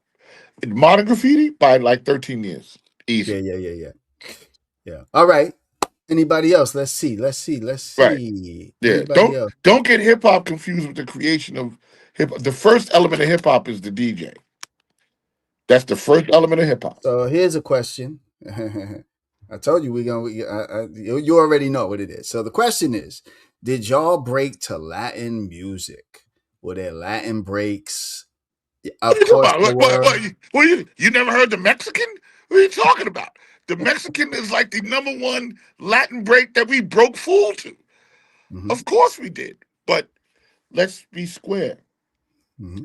We looked for records that were funky. That's it. We didn't care if it was Latin. We didn't care if it was rock and roll. We didn't care if it was funk. We didn't care if it was classical. We didn't care if it was ridiculous. Hell, we was cutting up Mickey Mouse. There was a break from the Mickey Mouse Club that went Mickey Mouse Club MOUS and that was a Mickey Mouse Club. So Hmm. we just played whatever, and that was a band by the Short Shot, by the way. Um, so we just played whatever Wow. was funky, Hmm. right? Hmm. And sometimes we would come across a Latin record that was funky, just like sometimes we came across a rock record, like the Big Beat. The Big Beat is Billy Squire's record, and that's a rock and roll record. Johnny the Yeah. Fox was a rock and roll record. Hmm. So of course we Hmm. played records that were, you know, Yeah. Latino. If it had a Yeah. funky break, we did it. I had a conversation with Whip and Whip, and I asked him because I didn't get to ask Bam. I'm trying to get a second interview with Bambata, but I didn't get to ask him this question, and I thought about it after the fact, and I said, Whip, what like? I think Tony Tone said that Bambata was playing like salsa breaks, and he's like, yeah, he was. And I'm like, what? Uh-huh. What was it? And he's like, I could tell you what it was. He was playing. He would take an African beat, play the African beat, and then he would play this song called, I want to pronounce it right, Pedro Navaja. And I know the song, and I'm Mhm. like, he would he would play that over the African beat. He said, yeah, and it would be rocking. Mhm. But what he took was he took the Latin, the breaks, the conga, the go offs, the conga rocks and the Right, yeah, timbale rocks and the cowbells. because it was That's what he hot. was rocking. Yeah, Right. yeah, You yeah, yeah. everybody forgets about Mambo number five. Mambo number five. Come on, We come rocked on. Mambo number five. That was also a Latin break, Yeah, yeah, right? Because it yeah. was funky. This is what Joey O says. Joey said, "We played anything that will make you dance. Ever Cookie Monster from Dreamer Street. I don't know what that means. He's That will talking about make you records. dance. Okay, you know what that is? He's Cookie probably Monster talking about from records. Cookie yeah, Monster, the Dreamer Street. Like yeah. if it was funky, we played it. Mm-hmm. That's it. There was, hip hop was never racial. It No. was just about the music. Mm-hmm. And we didn't care what the music was. These young Mm-hmm. kids don't understand that Mm-hmm. a lot of things. I mean, when you heard ESG, you know, doom, doom, doom. That was some shit from. I mean, that was some music from downtown that Bam came up with, that they had. Right? Hip Mm-hmm. hop music was just anything that had a funky break. And Right. it could be anything. And I mean, literally. And did you play the Boo Boo song that I sent you today? I didn't. I saw it and I didn't play it. I The didn't play. I beginning of got the record goes, hunting we will go, hunting we will go. We will put it in the box and the fox and they'll let it go. Dun, dun, dun, boom, boom, boom, boom, boom, boom, boom, boom, boom, with a beat and it's funky. Okay, You I gotta understand? listen. I gotta listen to that. Listen, Yeah. you're gonna bug out. You're gonna be like, yo, that's crazy. That was a band Uh, by the short shot. Somebody said King of New York. He said Grand Mix of DXT said Mario and Smokey were the first to extend the breakbeat. So here's what I would say to you, King of New York. Here's what I would say to you. I'm gonna let Sticky answer that, but this is what I would say to you. We already have the interview. I'm talking to you, King of New York. We already have the interview with um and I'm forgetting his name, but I'm gonna say the Jaquan interview that I think Mark Skills and somebody else is slipping my mind. Interview Tyrone and Cool DJ D. In the interview, DJ D was asked, who came first, Mario or Herc? And D says Herc. There's no way around that. So, I don't know what Grand Mix of DXT is talking about. We could say everybody's making claims. Where is the evidence? Right? Where's the facts? Say, Right? And I love DST. That's my man. I know DST very well. But you know mm-hmm, what? I call it like I see it. mm, Ain't no facts in that. yeah, There's just no facts in it, so it doesn't make any sense. They've been trying to do this Bronxdale narrative for years. It yeah. doesn't work. It's not the truth. I let me tell you a story, Sticky. I saw the interview with Smokey. There's one interview online with Smokey, Hmm. and he talks about how I'm paraphrasing, right? How he created scratching. And I'm like, oh, let me hear this. And this is like, the early '70s. I'm like, let me hear it. Right. As when we used to play outside, the sun would hit the records and it would warp the records so the needle would scratch. And I'm like, you serious, man? You serious? Like, see what I Okay. mean? Let, This is let's the go. link. See, this is scientifically stupid, right? First of Yeah, all, if the record's warped, you're not scratching. Let's just do that. Let's start with that. A needle jumping across a record is not scratching, right, right? Can you scratch the record because you've done that? Yes, and that's a rrrt. right, right, However, Theodore making it rhythmic and going back and forth and adding it as an instrument and turning the turntable into itself into an instrument is Theodore and Theodore alone. right. These wild claims are ridiculous to He fact. says, well, I would say this. Let me preface all of that with this. I don't know Smokey. I know of Smokey. I don't deny Smokey was, I definitely know the Master Plan bunch was a real crew. I know the Luckatrons and the Smokatrons were real. I know that. I also know that there were plenty of Puerto Rican female B girls in the Luckatrons, which Smokey says. Mm. Anyway, I'm not trying to, spit on Smokey's legacy. I'm just saying if that's the explanation, that just makes no sense. But anyway, It's just a he's joke. Like it's ridiculous. I'll spit on yeah. that. Listen, Can listen. you Everything explain else you why said, I'm with, but that is ridiculous. he says King of New York says, can you explain, he's talking to you, can you explain why the Bronxdale story is not fact? I'm not saying Bronxdale's not a fact. I'm saying that story is ridiculous. It's anti-science. That's what I'm telling you. Was Bronxdale there? Yes. Was Bronxdale a cornerstone in hip hop? Yes. Let's just do it from a geographical standpoint. Bronxdale, Bronx River, 5 blocks apart. How could Bronxdale not be a part of the hip hop situation? But the accusations that they make out of Bronxdale just aren't true. That's Mm, all I'm saying, mm-hmm, right? Was Mario from Bronxdale? Yes. Mm-hmm. Right? Mm-hmm. Did Herc see Mario? No. Mm-hmm. Right? And you'll have him ask Herc for himself. That's all I'm Mm-hmm. saying. I'm not saying the Bronxdale legacy is not real. But when you Mm-hmm. come up with these wacky things of the record was warped and that was how I invented scratching, you doing a disservice to yourself. Or when you say something like, "Well, Herc's sister was dating somebody from Bronxdale." Uh, okay, but Right. what does that mean? Does that What does it mean have to do Herc with saw Herc? that? No, come on. Like, Did see, she go so back and tell Herc this is what they're doing in Bronxdale? Like I don't. What's the significance? this is what I mean, Sticky. There's two problems to this. One of them is, on the one hand, see, everybody's trying to discredit Herc, and Herc just stays quiet. He just lets his legacy be his legacy, Hmm. which I appreciate.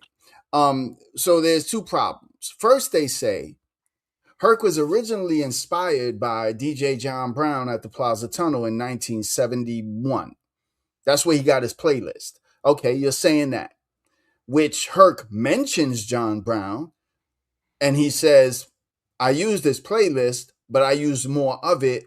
And John Brown, the name John Brown, that he's not a hip hop DJ, number one. Right. It's not even a thing in 71. But anyway, Right.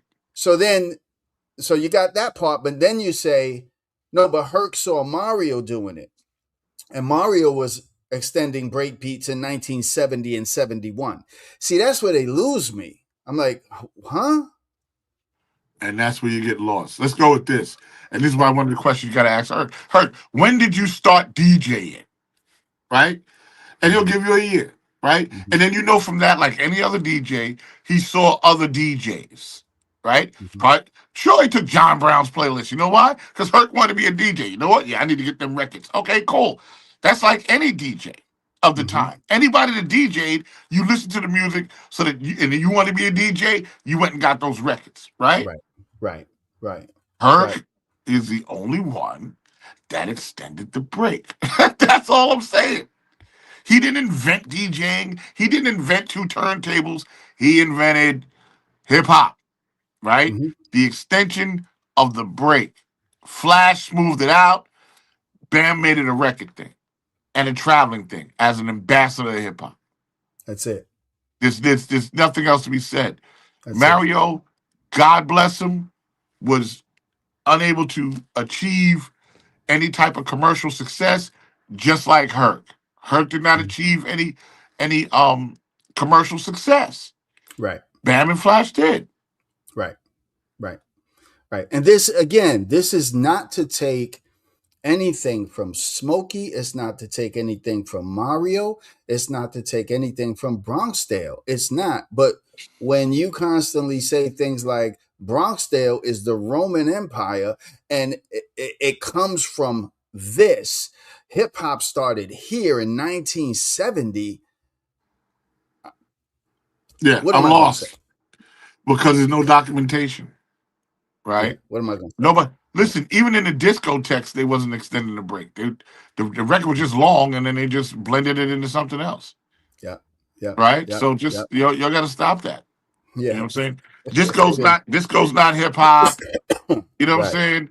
You got Hollywood, who I love. This is my man. He's like, I invented rap. No, you didn't. You just did rap like Pigman, Pig Feet, and all these other people, right? You didn't invent rap, dude. Like, Oh boy. you know what I'm saying? You rhyming, you speaking rhyme over record, Hmm. and that's what you was doing. But you was doing that in the discotheque.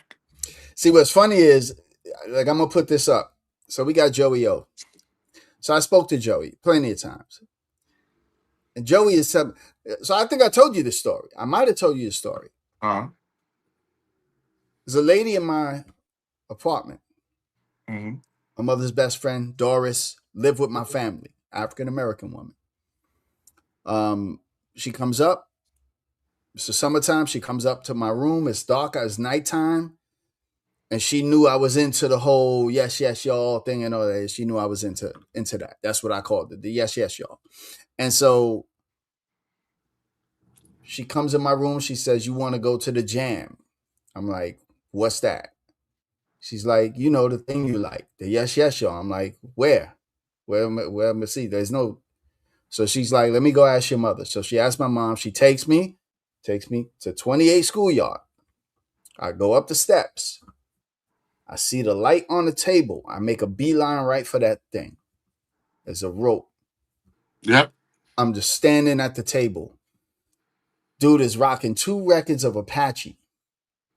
Somebody grabs a mic. This is the 70s Hmm. and starts ripping to Apache. I'm thinking these are African American dudes, right? Hmm. It turns out it's Joey O and the South Soul crew, Hmm. A Puerto Rican crew. Right. And then he starts dropping names on me. Like we know some of the same people from my block, right? So, Right. but he starts dropping names on me of other crews. That this is what I'm saying that nobody knows about. So because they weren't like quote unquote world famous, they Right. don't count. Of course they count. Of course they count. They Of can. course they count. They They're part of the contributed to the. culture. They're part of the culture, and they contributed to the innovation of it. 100%. Crazy, crazy, crazy. Let me You see. know. Anybody else? Anybody else? Let's get some questions for Sticky specifically. Come on, Specifically, y'all been playing my records for years. What are we talking about? You know what I'm saying? You got right? the guy. Fun fact, right? Shake What Your Mama Gave You was produced by a Puerto Rican, right? Frankie Yeah, Cutlass. Frankie Cutlass. Right, right. Frankie Cutlass. On top of the fact that he did Puerto Rico, Hmm. right? And I They was want to in know how old you are. Yeah, 59. he's 59. He's my age. Yeah, 59. Mhm. Yeah, 59. So, um, one person says, "How did extending the break create hip hop?" Because Hmm. nobody was doing it. That's it. Like, the answer is no. The first element of hip hop is the DJ with the sound system. And Hmm. no one was doing that. And that small thing is what created hip hop. But they're extending a break for a specific thing, which Correct. are breakers. The Correct. breakers are breaking to breaks. They want to Right. extend the break. So it's both the DJ and the B And the boys who are dancers, the right? foundation. Because Yeah. now you got the DJ extending the break because the break, I'm sorry, you got Herc extending the break because he's noticing when he was playing records that everyone was getting hype on the break. So he goes, you know what? I want to keep that going, the merry-go-round, Hmm. and I'm just going to play the break part. And So that is the so birth of hip hop. look what he says. He says, "Oh, so he wasn't there either. If he's 59, And what's your point? I was there, and I'm gonna be 59 this month. And I was I I I told you I st- I want to know what's the interesting point about that, right? it might be it might Now you got be to speak it. Well, it might be because that's what they keep trying to tell me. You were way too young to see anything. No, I started seeing things at 8 years old, bro. I know Yeah, kids but you that were know seeing what? things at 6 years old. Right. But you know what? Here's the problem. You you gotta you gotta respect people that study history. Mm, You understand what I'm saying? I don't get and because I wasn't there doesn't mean that Herc is not my friend. Doesn't mean that Bam is not my friend. I got him on speed dial, right? mm-hmm, Flash, Kaz. I can go down the line. So the earlier information that I might not have been a part of, mm-hmm, right? I talk to these guys about on a regular basis and have for years. I'm talking true. about since the 90s, Mm-hmm, right? 2000s. So, mm-hmm, you know, you don't have to be there to be well studied. And you don't have to be there and you don't have to be there to know when something's ignorant or dumb, right? true. Just like they go, oh, Sylvia is the mother of hip hop. No, she's not. And they bashing her. I want to say this now on the show, right? You're Mm-hmm, bashing her, and that ain't right. You're talking about how she robbed people and all this other stuff when mm, everybody got robbed. She wasn't the only one robbing people. Bobby Robinson was robbing people. Right. Def Jam was robbing people, Right. Profile Right. Right. robbed people. This was a music industry thing. So I hate when they try to destroy her legacy. And I say to them, I go, check this out. She ain't the mother of hip hop, but she is the mother of the hip hop music industry. Because before her, there was no hip hop music industry. Absolutely. Absolutely. You understand? Amen. So Absolutely. Yeah. yeah, they gotta Yeah. stop That's that. it. Here's a They gotta question. stop that.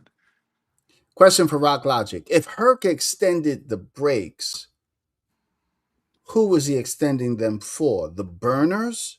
Oh no. If Herc extended the breaks, who for? The burners or breakers? No. Well, I could answer that. I've already answered that, Malik. The burners were not breakers. The burners were burners. They were burning and they did everything up top. Breakers are on the floor. That's come on. All right. And just to kind of jump on that, he Mm-hmm. was extending the breaks for everybody that was dancing. Right? Because everybody got the energy. You gotta put it in perspective. Everyone's doing this right. We rocking, and then the break comes, and now they start dancing harder, whether they hit the floor or whether they stood up. He Mm-hmm. did it because he saw the energy of the dance floor. Mm-hmm. And Mm-hmm. that's why he extended the break. Yeah. Does it Yeah. matter if it was a burner or a breaker? It didn't matter to Herc. All Herc cared about is, oh wow, they dancing harder. He didn't care if they were doing the bus stop. Dancing harder. Let me see this one. He says, this is the guy responding to you again, because you said, what does the 59 comment have to do? He said, you don't have to be there to be well studied. Interesting. That's what I was saying. So I kind of appreciate him. Thank you. Yeah, but see, I know what he's doing. What he's doing is saying, so you weren't at a Herc party, but you're talking to Herc. So when we talk about this and we're in our 40s, then you shouldn't say nothing to us. Well, the problem is you're not from New York.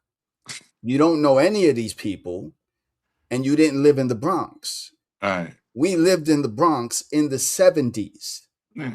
Come on, man. Like, stop. And you know what? And if you're in your 40s and you well studied, and what you say is fact and truth, I rock with you. Yeah. But if you're in your 40s and you and what you're saying is not fact or truth, then I'm going to correct you. And I'm going, no, this is that. You understand what I'm saying? The first time I went overseas, I went with Jazzy J and Cool Herc. Mm, And that was 1997. mm, And Cool Herc harassed me on that plane trip because he felt like we sampled, no, not he felt like we sampled Apache for Shake What Your Mama Gave You, and he wanted publishing. I said, Herc, you're not the bongo rock band. I'm not giving you any money, right, right. you know? So, Here's the question. yeah. This is from Akeem. Why is there an interview from Herc where he said it, meaning hip hop, started in 1970? Akeem, that's not what he said, but okay, you want to take a soundbite and it's not what he said. But okay, I'll let him answer that. Uh, it sounds like you're taking a soundbite from something like Herc has always said 73. Mm-hmm. He always said 73. He always Yeah. says the party. He always says that. I've never Mm-hmm. heard him say anything any different. Mm-hmm. Anything any different. And what are you saying that in 70 he's saying the hip hop started and he wasn't the creator of hip hop? I don't know where you're going with that. Yeah. Yeah. Why and why do we accept, right, taking over Greenland, but you can't accept that Cool Herc started hip hop? Why is this a thing? Right. You'll accept so much stupid stuff on the Mm-hmm. planet, but we argue about the father of hip hop, which is it's a dumb argument for something that we don't even own. Mm-hmm. We don't even own hip hop, Right. Right. right? We don't own it. We don't own it. You know who owns it? The industry owns it. We sold it. We sold it. We sold it. We don't even own it. So Mm-hmm. the creation of hip hop is simply to preserve history so that we're not wiped out, so that the people that own it don't rewrite the story Mm-hmm. because we don't own it. So overstanding, I'm going to respond to this one. He says, I'm merely establishing inception. My family is from Soundview, Taylor Avenue. I'm 50 plus. You assume, doctor. I'm not assuming anything. Overstanding. I kind of figured you were from the Bronxdale area. It's all good, bro. If you can speak your truth at 50 plus, okay, whatever that means, I'm gonna be 59, so I could speak my truth. Is it a problem that I just so happen to be a Puerto Rican who's I don't know what the problem is. I really don't know what the problem is, but I'm not going to dive into those waters anymore. All right? We're just going to tell the story, and it is what it is. Everybody, I always say this, Sticky. I say, there's the camps, right? There's Hmm. the Hurt camp, there's the Flash camp, there's the Mario camp, and there's the Bambata camp. I call them the camps because Right. if you talk to some of the real inner circle of each of those camps, they'll all say we were the first. We did this first. We did that first. We were rocking over here first before they were rocking over there. They saw us doing it, and I'm like, yet Herc himself, Flash himself, and Bambata himself all point.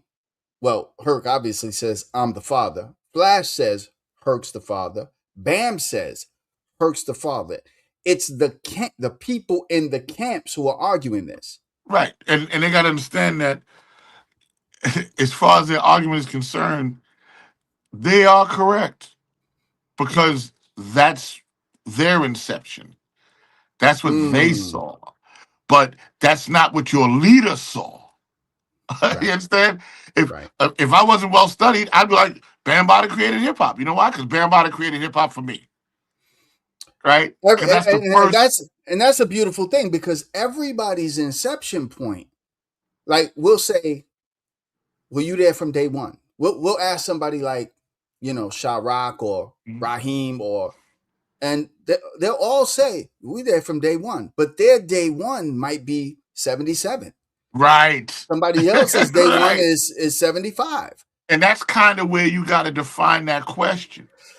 Day Mm-hmm. one is 1973. August 11th is day one, right? Were Mm-hmm. you there in the beginning stages of hip hop? Once again, yeah, you were there in the beginning stages, no doubt. But were you there from day one, right? Mm-hmm. Were you, or were you a Were you spectator? there? Right? Were you Right. there? No, you weren't Right. there, right? No. And if you was there, you were a spectator like the rest of us from day Mm-hmm. one, because Herc was doing it, Mm-hmm.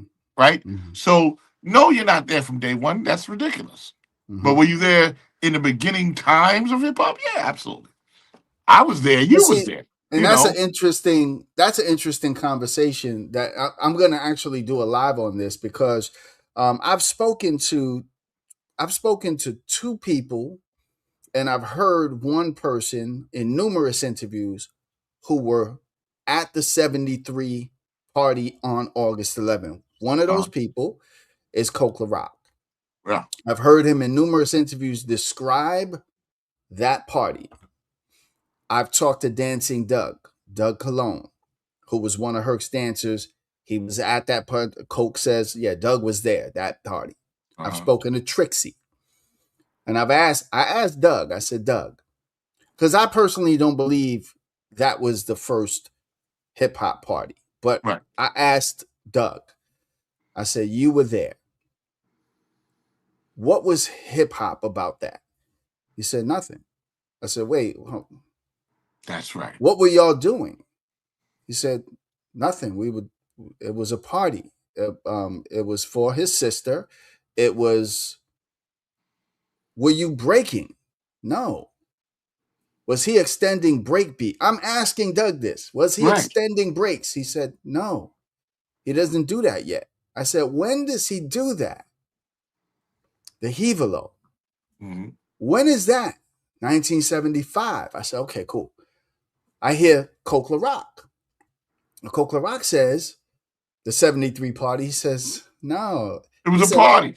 all the lights were on. The parents were serving hot dogs and sodas to the kids. It was just a party. It wasn't. But Coke says that the energy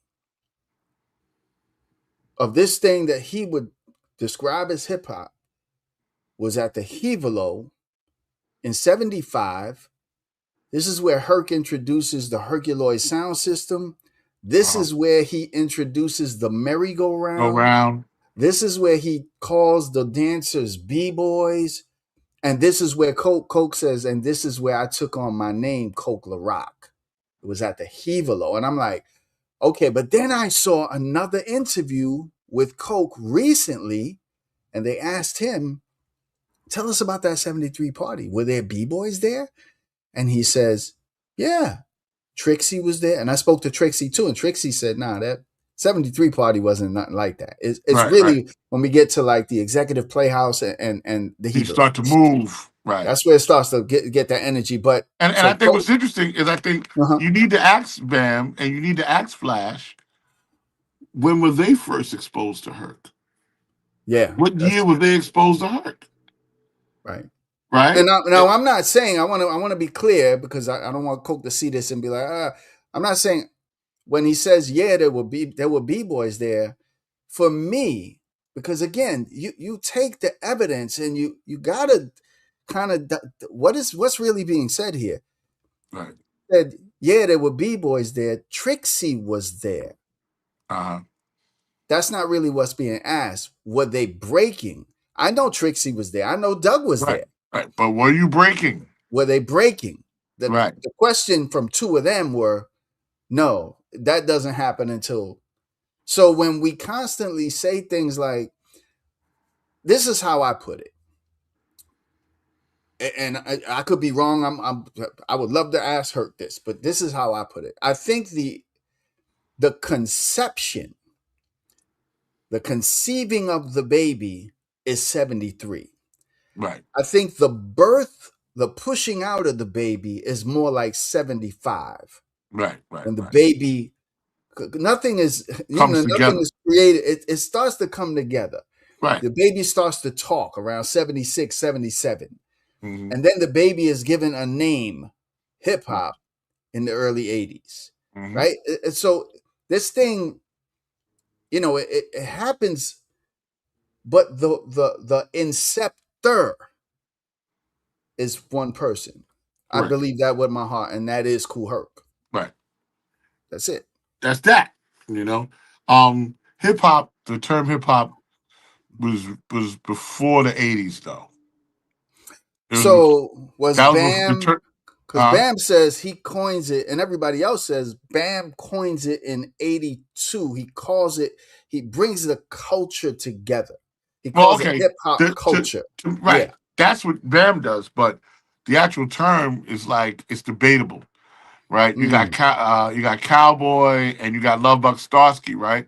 His rhyme was hip hop, a bop, the bop, the bop, the bop, bop, bop, bop, bop, bop, don't stop, and that's like 77. yeah. You know what I'm Yeah. saying? Yeah. So The the word so was hip hop, used. The word was right? used, The but the term was culture, used, but but the culture to wasn't a say that this culture. term will be hip hop culture, well, then that's when Bam starts to go the four elements to the five elements of hip hop, and Mm, all of that starts to come into play. But yeah. who coined the term? We're somewhere between Love Buck Starsky and Cowboy, I think. Cowboy. Yeah. I've Right. heard that. I've heard that Yeah. the cadence and let me see. Right. Anybody else got any questions? Could we be talking? Let me see. Question. All right, let's see. This is from Malik Bay. He says, question, Rock Logic. Charlie Rock said Herc is the father who happens to be Jamaican, but it's Black American culture. Is that true? He's asking you your opinion. Yes, and Charlie Rock. I don't know if you know Charlie. I know Charlie. I was with Good, Charlie good, about 4 months ago. yeah, a good friend of mine, and Mhm. yeah, I know how he feels. He believes hip hop was started by Black American kids in the Bronx, and it is Black American culture. I told him Um, I don't agree with that, but okay, right, because it's Bronx culture. it's and Bronx and culture. and we'll just keep saying that because that's really what the truth is, right? You Yeah. can't say to say Puerto Ricans wasn't there. Once again, it's just anti-science. Mhm. There was Mhm. 400,000 Puerto Ricans in the Bronx during that time frame. You had to be there.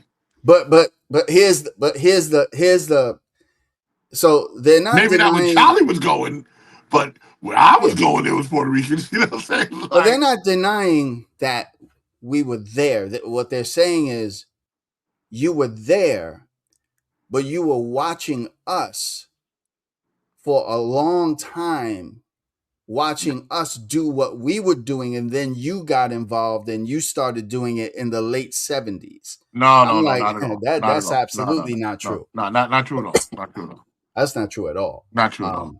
Um, Did Hurt being a Jamaican doesn't make it Jamaican culture. Let's start with that. right. It's Right? not Jamaican culture. Right. It's not No. Jamaican culture at all. It Hmm. it it is Bronx culture, right? Hmm. Because you can't call it black culture because blacks weren't the only one that were doing it, Hmm. right? So it was Bronx culture. That's all it was. And like I said, we didn't look at it except for we didn't even call it Bronx culture. It was just some stuff we was doing as kids. Like Look at that. Look at that.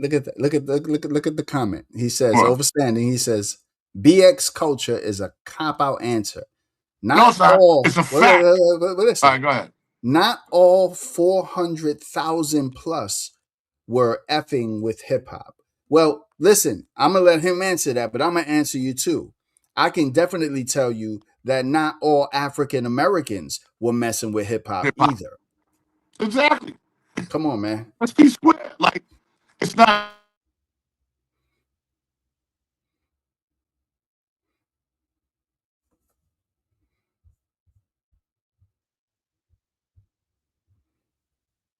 I don't know what happened. He froze. It's getting good too, man. Come on now. It's getting good now. Come on, man. Logic, you froze. I don't know. If you can hear me, you froze. If you can hear me, I just want you to know you're frozen. You're probably talking, but you can't. If you can hear me, I want you to go back out, refresh, and come back in again. Just get off the live and come back in again. If you can hear me, because you're frozen. I can't hear anything you're saying. Yeah, okay. He's gonna do that. He's coming back. He's coming back. Yeah. So Mr. T says, my question is, what role did Coke Rock play in the development? I mean, Coke Rock was with her. Coke Rock can answer that question. Coke Rock is still around. You can find a video with Coke. I'm trying to get an interview with Coke, and these are the kind of questions that I'm going to ask Coke Rock. You know, you know, but what I'm telling you is we're definitely not going to have the conversation whether Puerto Ricans were there or not. Coke is with his man Lucky Bling every day. Lucky Bling is Puerto Rican. He's known Coke since the 70s. Lucky Bling was at Herc's. Lucky Bling was at Herc. I want you to hear me say this out of Coke's mouth. Lucky Bling was at Herc's parties.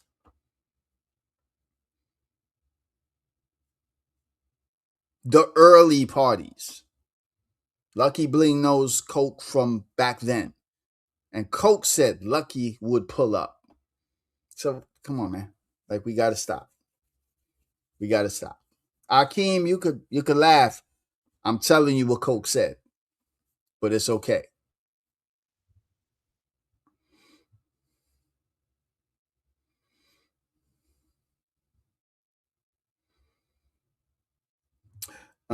Let me see. I'm just waiting for Rock Logic come in. For Rock Logic to come back in. Okay. Overstanding. Listen, I want you to just know, man. I'm not really here to get into this debate. I'm really not, man. I wanted to have a nice live, just and he brought up what he brought up, and I'm getting his story. But I'm not here to have this debate, man. At this point in my life, it don't matter to me. I know we were there. I know what we did. Boom, boom, boom, bing. It is what it is. Rock Logic is back. Let me add him. I'm so angry. My phone went dead at that moment. I've been waiting for that one all night. Go ahead, go. What was it? What were you saying? What were we talking about? It was about it being a cop out with that being the Okay. answer, Okay. Go. Yep. right? And it's not a cop out answer. It's a fact. It's not. I mean, just because you don't like it doesn't mean it's not real, Hmm. right? What do you? I mean, you saying the Puerto Ricans wasn't there? I don't know what you're trying to say. What do you like? Are you saying Puerto Ricans wasn't involved? Because the evidence shows that they were up and down. They might not have been involved where you was at, Right. and because it depends on where you at, Right. right? If you was not around Puerto Ricans and all you saw was black people, then that's what you think, Mhm. This is right? what I just put his comment. He came back with it. He said, when I said not all black Americans were either, he said, exactly, not all black Americans were either. So Yep. who named the Latinos at the inception? I need to hear names from at least 1973. We know Bronx was gangland at that time. Things got worse in 72. What I mean, overstanding, if you've been watching my channel any length of time, you already know that I've already dropped names. Um, what are we really talking about here? We've been dropping names. We just literally went over the fact that 73 was not hip hop. If whatever I'm doing that because whatever. But I'm saying I'm leaning more towards 75. That's where the real meat of that's everything I've seen. And So we when can he's talking about it, when he's talking about inception, is he talking about the creation? he's talking about the beginning, yeah, the start. Because I mean, I think I went over that clearly earlier that Mm-hmm. there's only one beginning, and that's Cool Herc. It's hurt. Nobody was there. Nobody was there at the inception, right? It's Cool Herc is the inception. It wasn't a group effort. There wasn't a Right. bunch of us standing around Herc like going, "Let's extend the break." Like that's not how it worked. So there's only one point of inception. There's only one point of creation. There's only one Big Bang. Mm-hmm. That's just Herc. So let's play off of what Sticky just said. So Herc is there. Everybody else. Now this is whether I'm just playing devil's advocate. I'm not saying I agree with this or disagree with this. I'm just saying let's play with this.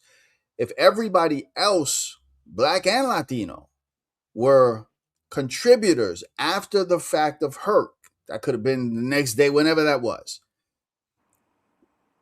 So we constantly say things like this. We constantly say the original b-boys were all black, and I'm saying to you, b-boying, breaking begins, and this is evidenced late 74 into 75. I could tell you crews in 1970, but I know what y'all are going to say. Those crews don't count. Nobody knew them. TBB is 1975. The CC crew is 1975. The Zulu Kings are late 75 into 76, based around talking to Zulu Kings. 1977, Star Child La Rock. 1977-78 is the Rockwell Association. And that same time, you have TDK.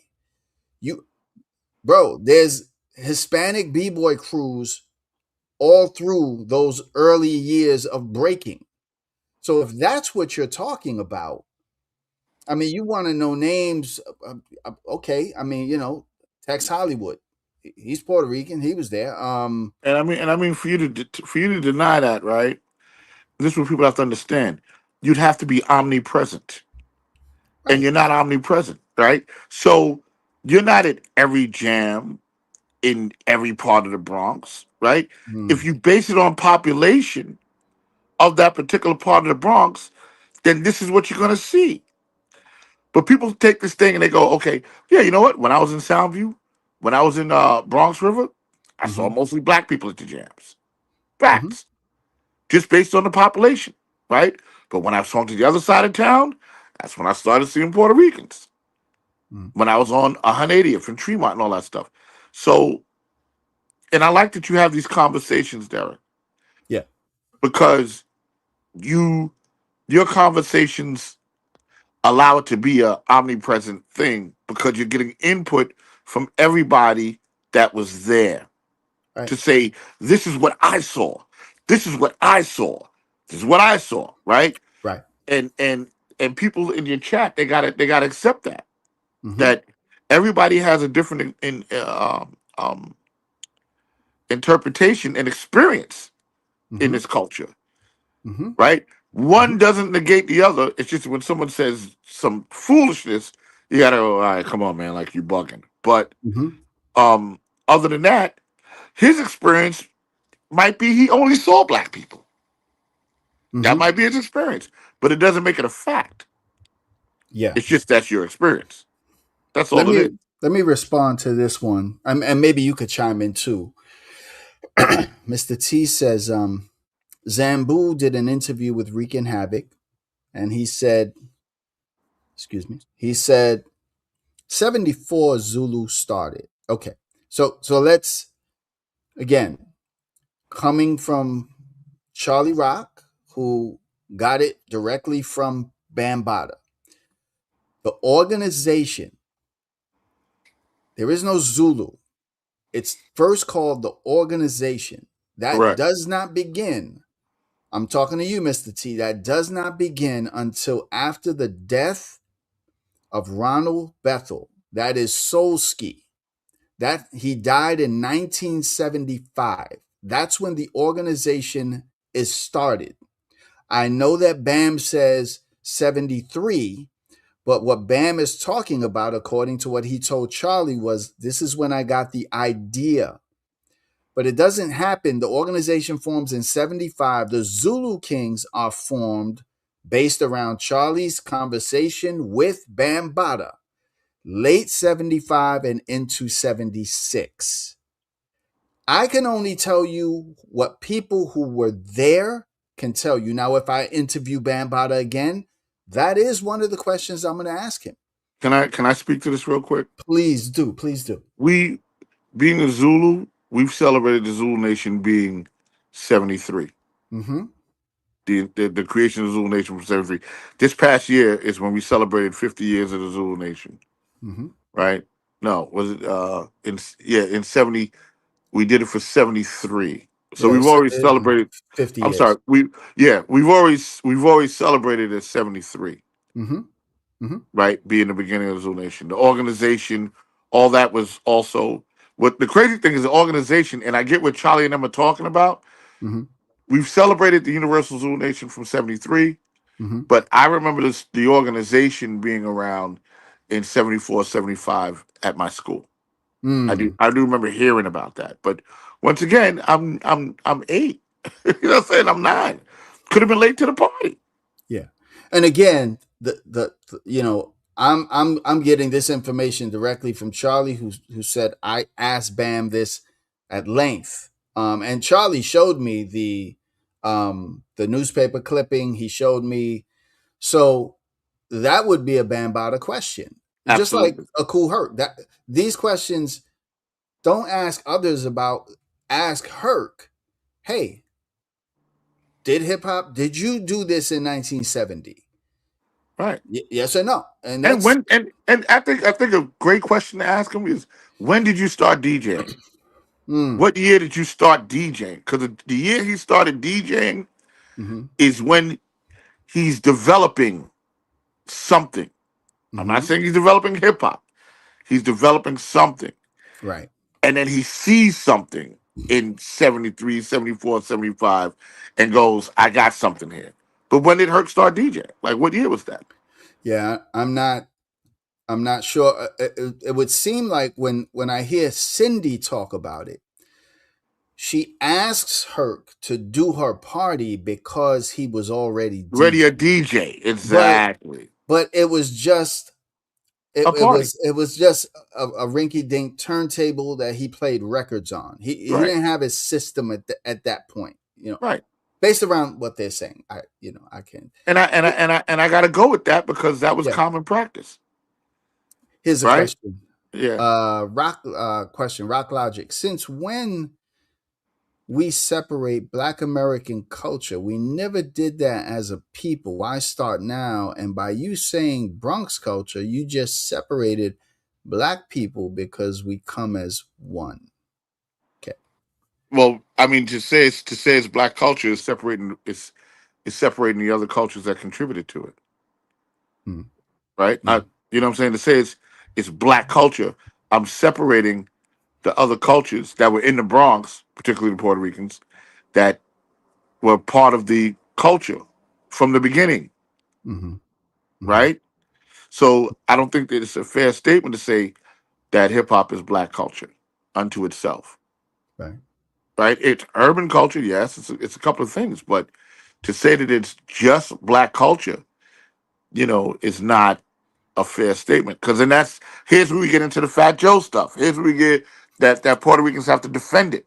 Because now Right. you got to stand up and go, well, we were there too, so how can it be black culture, Right. right? Right. Exclusively, and we didn't look at it like that. We just saw it as we were playing records. They were saying rhymes. We were all involved. Right. And we We and were me and we you, were all contributors.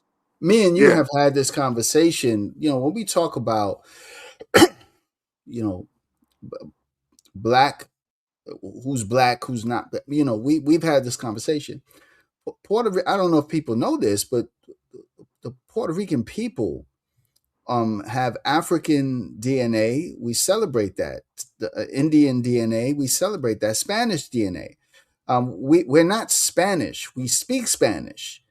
We have part of that in us, but we identify more with our African ancestry. This is why, you know, it's really the Puerto Ricans in the Bronx who kept the African diaspora alive in the Bronx with the drums, with the congas, with the. So I agree with. I don't like the fact that we got to keep trying to defend ourselves. It's like this it's is not. it's It isn't silly. fair, and you know, as black people, we got to understand that you know Puerto Ricans and Caribbeans identify with Africa more than quote unquote African Americans, right? Hmm. Because we were separated from the culture. You Hmm. guys carried on in the Caribbean. You all carried on the African traditions, the the the religions, the drums, the all of that came from Africa. You guys weren't separated from that, No, right? no. So y'all have that in you, right? Black Americans, we actually don't have that in us. Mm, We are actually Americans. mm, We're not African Americans because we're not from Africa. Because we hmm, don't celebrate, and we don't celebrate, and we didn't hold African culture, mm, hmm. right? That's not how it worked. So Puerto Ricans, now we all celebrate drums because that's what we did. And slaves, we did drums, all that. Yeah, But yeah, African culture is in this hemisphere was really upheld by the Caribbean, even the Jamaicans and all that stuff. yeah, yeah, yeah. Rock Logic, would you consider James Brown exclusively black culture? James Brown is black music. He's not He's a what black man. right. He's a black man. It's black music. What I is he black culture? Well, Yeah, I first of all, you don't. got to define the word culture, Right. right? What's culture? Like it's black music. James He's a, Brown made black music. he's a Gullah Geechee, and some of his ancestry is Gullah Geechee. So that automatically he's African. I mean, I don't know why He that. made James Brown Yeah, made black music. Yes, yes, he yeah, did. yeah, yeah. 100%, absolutely, yes. I consider him that he made black music. Did he contribute to black culture? Yes, he did. This one says, Akeem says, Puerto Ricans joined black culture. What's wrong with that? Nothing, right? Nothing, if if right? if But that's what it was. but what the problem with the statement is, everybody was there in the beginning. We were all there. Hmm. That's all anybody's saying is we was all there. That's all. Right. That's all anybody's saying. He's like Puerto Ricans joined black culture. We were all there at the same time. One Hmm. person created it, and we was all there at the same. Like, okay, he created this black thing, then Puerto Ricans chimed in on the black thing. Like we. And I'm saying again, we didn't even look at it like that. Right. And That's why I don't like the argument. and Herc out of his own mouth has said, um, this wasn't a black thing. This wasn't a It's white thing. This was a we thing. a weird thing, So I mean, he said that. I'm like, it is what right? it This is, was man. a we thing, like us. We're doing something different, right? Here goes something you don't have to learn how to play an instrument. You don't have to know how to sing. And this is something that we're doing. And wow. That's all it was. It wasn't no one looked. And I'm just saying that now that we look back, and everyone has this different lens on it, Mm-hmm. doesn't make it the truth. Mm-hmm. The Mm-hmm. facts is the facts. Right. Everybody was there. Right. All right. And I just want, again, I've had this conversation with Rock Logic, and I want the chat to know, the people who watch the channel to know. Um, I'm not, I'm having this conversation because I think it's a healthy conversation with just with dialoguing. You don't agree with me, I don't have to agree with you, and then there's some things I do agree with. But you know, at this point, um, okay, so the real question is, okay, what now? What do we do now? Okay, let's say, hey, y'all were in the '70s. Nah, a little bit of Puerto Ricans. Yeah, all right. So then, if that's what you feel, then let's go to the '80s. So you definitely can't say the '80s and up to today were definitely involved heavily. But again, the point is, so what? They gotta stop. Who really They gotta stop. cares? They gotta stop with the divisiveness, It's very right? divisive. Yeah. And thank God for the Universal. I mean, for the Hip Hop Museum that's Hmm. preserving the culture, and they're there to tell the truth, right? With the story of hip hop. Without that, this thing would really be lost. Without Hmm. an official place for these stories to be told, Hmm. because people tell stories according to how they feel, right? And one thing that y'all might not know, but feelings ain't facts; Mm, they're just feelings, right. right? Just how you feel, not facts, right? Somebody wants to know if you knew Junebug from the Disco Fever. He's, He was I met him, Hollywood's DJ. Yeah. right? I met June, Hmm. but once again, June in Hollywood, they're older than me, Yeah. Mm. right? Like Sweet G, and all those dudes from the Fever, and even Sal Abatello managed me for a little while, was booking shows for me and all that stuff. Mm. So, yeah, those guys were older than I was. Here's But a I, thought. I have worked with Hollywood, Okay. and Hollywood, recently, Hmm. matter of fact, when Hollywood did the show at Yankee Stadium, I was the one that recorded his vocals for him to be able to even do that, right? And that was obviously 2 years ago. Hmm. Um, and I respect Hollywood, and I listen to him, and he be like, I created rapping, and I'll just go, yeah, okay, Hollywood, right? I'm not gonna, I'm not gonna, I'm not gonna Right. argue with you on this thing, but we all know different. So Akeem says one person can't create a culture. Um. You okay? Okay. I'll let you All speak right, to let's go again. I didn't say it was a culture. I said he created hip hop. The one thing that makes hip hop is the fact that he extended the break.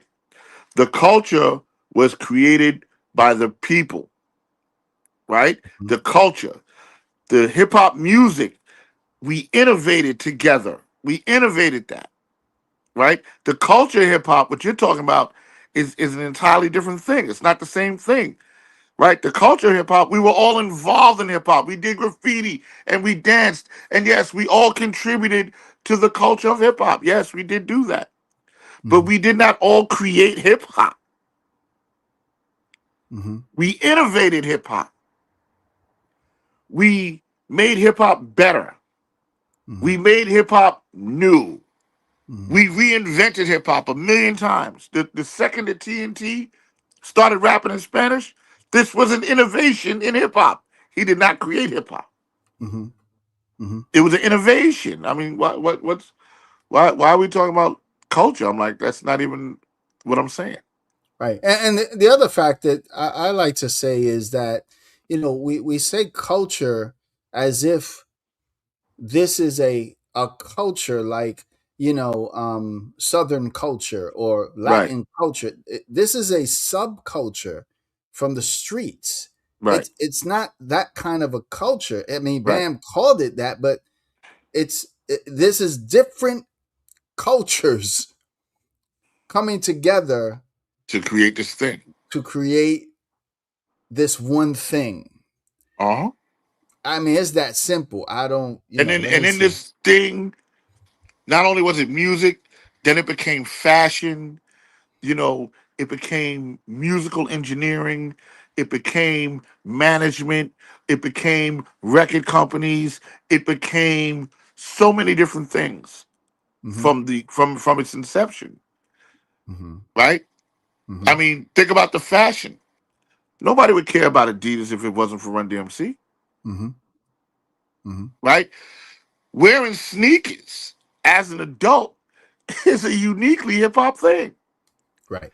Because in the 70s, you stopped wearing tennis shoes when you was 18. You Mm-hmm. started wearing slacks and you started dressed like a man, Mm-hmm. right? But we extended that. That, you know what? We just wore sneakers until whenever, That's right? right. We're gonna wear jeans till whenever. People don't realize that that that's our generation that did that. Because Yeah. if you remember the generation before us, by the time you became 18, as you were approaching that, you were wearing white shirts and you were wearing slacks and suits and all of that. And we created that. Mm-hmm. Somebody says, how can extending the break create hip hop when the dancing, the graffiti, and the fashion predated extending the break? I think No, we've it didn't. already Okay. answered that. No, it Okay. did. And I'm gonna go, no, it didn't. Graffiti's not hip hop, right? It's not hip hop. Dancing's not hip hop. It's a part of hip hop, right? Fashion, what are you talking about? What hip hop fashion predates hip hop, right? The mock neck? What the AJs? No, no, no. We wore that because that's what was available, and we made that hip hop. Matter of fact, we didn't even make it hip hop. We were just wearing the fly shit. Yo, I'm gonna wear some British Walkers. I'm gonna wear this, right? That's what we did. Mm-hmm. Hip hop fashion doesn't happen until the '80s when it becomes hip hop fashion, right? Mm, The hip hop there's no such thing as hip hop fashion in the '70s. We were wearing the clothes that were available that we thought was fly. And right. in the '80s, That's right. that turned into fashion, hip hop fashion, Yeah, right? it's really in the '80s that we, while it is true, there were mock necks in the '70s, there were pro ceds, there were British walkers, there were, quarterfields, there were, Yeah. the things were in the '70s, but it's the '80s where it's not what you rocked, but it's how you rocked it, how you pieced those things together. So you're Uh-huh. rocking a Lee suit with, you know, white on white Adidas with some, burgundy fat laces and a burgundy Kango. It's what you rocked with it. That's yeah, I Right. agree with you. Yeah. And that's what kind of started hip hop fashion, Mm, right? The Kango and how we did the Lee suits and all that. A Lee suit is just a Lee suit, right. right? And they had those in the '70s. And they had those Yeah. in the '70s, Yeah. right? Then Yeah. we start putting pieces on the back of the Lee suit and down your leg. You had a piece going down your leg and all this stuff. Mm-hmm. Like that's when you start to see the birth of hip hop fashion. Mm-hmm. You know what I'm Mm-hmm. saying? That's like not Mm-hmm. until the '80s. So I don't know Yeah. what he's talking about. Yeah, man. Listen, I think I think we're good, man. I think it's gonna just keep going in the circle. But Logic, man, thank you so much, brother. This was a really good show, bro. I think I pray that people at least put on their thinking caps. I've learned some things, and again, I want everybody to hear this. Logic said some things that I don't necessarily hold to. That's okay. That's okay. We got to get past this. Oh, if you don't agree with how I agree, then we can't. You're the enemy. Nah, come on, No, man. Stop. no. Like, stop. Everybody's got everybody's got an opinion an opinion and an experience in this That's right. game, right? That's And right. how you perceive things. Mm-hmm. Other people might go, "Well, Rock Logic, you're wrong." There are co-creators of hip hop. Some people Mm-hmm. might say that. Hey, you know what? Well, if someone's gonna say that, it better be Bam and Flash Mm. because Mm. they're the only ones that can say that they were co-creators. Mm-hmm. Mm-hmm. All right. If they ain't saying it, I'm just saying the rest of us, we we we are co-contributors, Yeah, and that's okay to be that, yeah, yeah. right? Well, listen, brother. Well, before we go, let me just let people know. Don't forget, guys. Tomorrow, 3 o'clock, the premiere is on the channel. The Ghetto Brothers, uh, Microphone Prince, L.A. Sunshine, Mr. Schick, and Thurston Howell the Third did a song commemorating. It's not even a song; it's really an experience commemorating the story of the Ghetto Brothers. And so that video, I had the honor of editing that video and working on that. So that's going to be dropping tomorrow across multiple platforms. I'm one of the platforms. Microphone Prince is another one. The Hip Hop Co-Creators is another one. I think Joe Conzo is going to be featuring it, and some other people. So check it out, 3 o'clock on this channel tomorrow. I think you'll enjoy it. And yeah, it was a great honor to just work on that. What you got coming up, bro? Anything? Where you going next? Where you Well, traveling we to? we we rolling out February 6th and 7th. We'll be in Amsterdam and Rotterdam. Mm-hmm. Uh, we're doing well, we're performing with Horace Brown, right? That's Okay. me, Mr. President, DJ Chinks, right? That's my crew. So Mm-hmm. we're going to do that, and then we're back in Germany in May. So we're on the road this year. I'm taking my crew back on the road. We started a little bit last year, but this year I'm gonna pick it up. I didn't want to be on the road for a while. I just Mm-hmm. wanted to kind of focus on the CPR thing.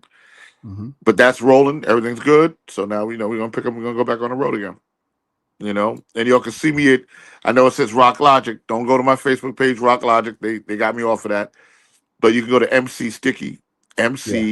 MCSTIKE, no C, all right, STIKE or dash E, and that's on Instagram and that's on uh Facebook. It's on Facebook. Let me put that up. So MC STIKE. dash E. All right. Mm-hmm. Let me put that up so people can know. Check him out on his please, his Facebook, his Instagram. Check out what he's doing.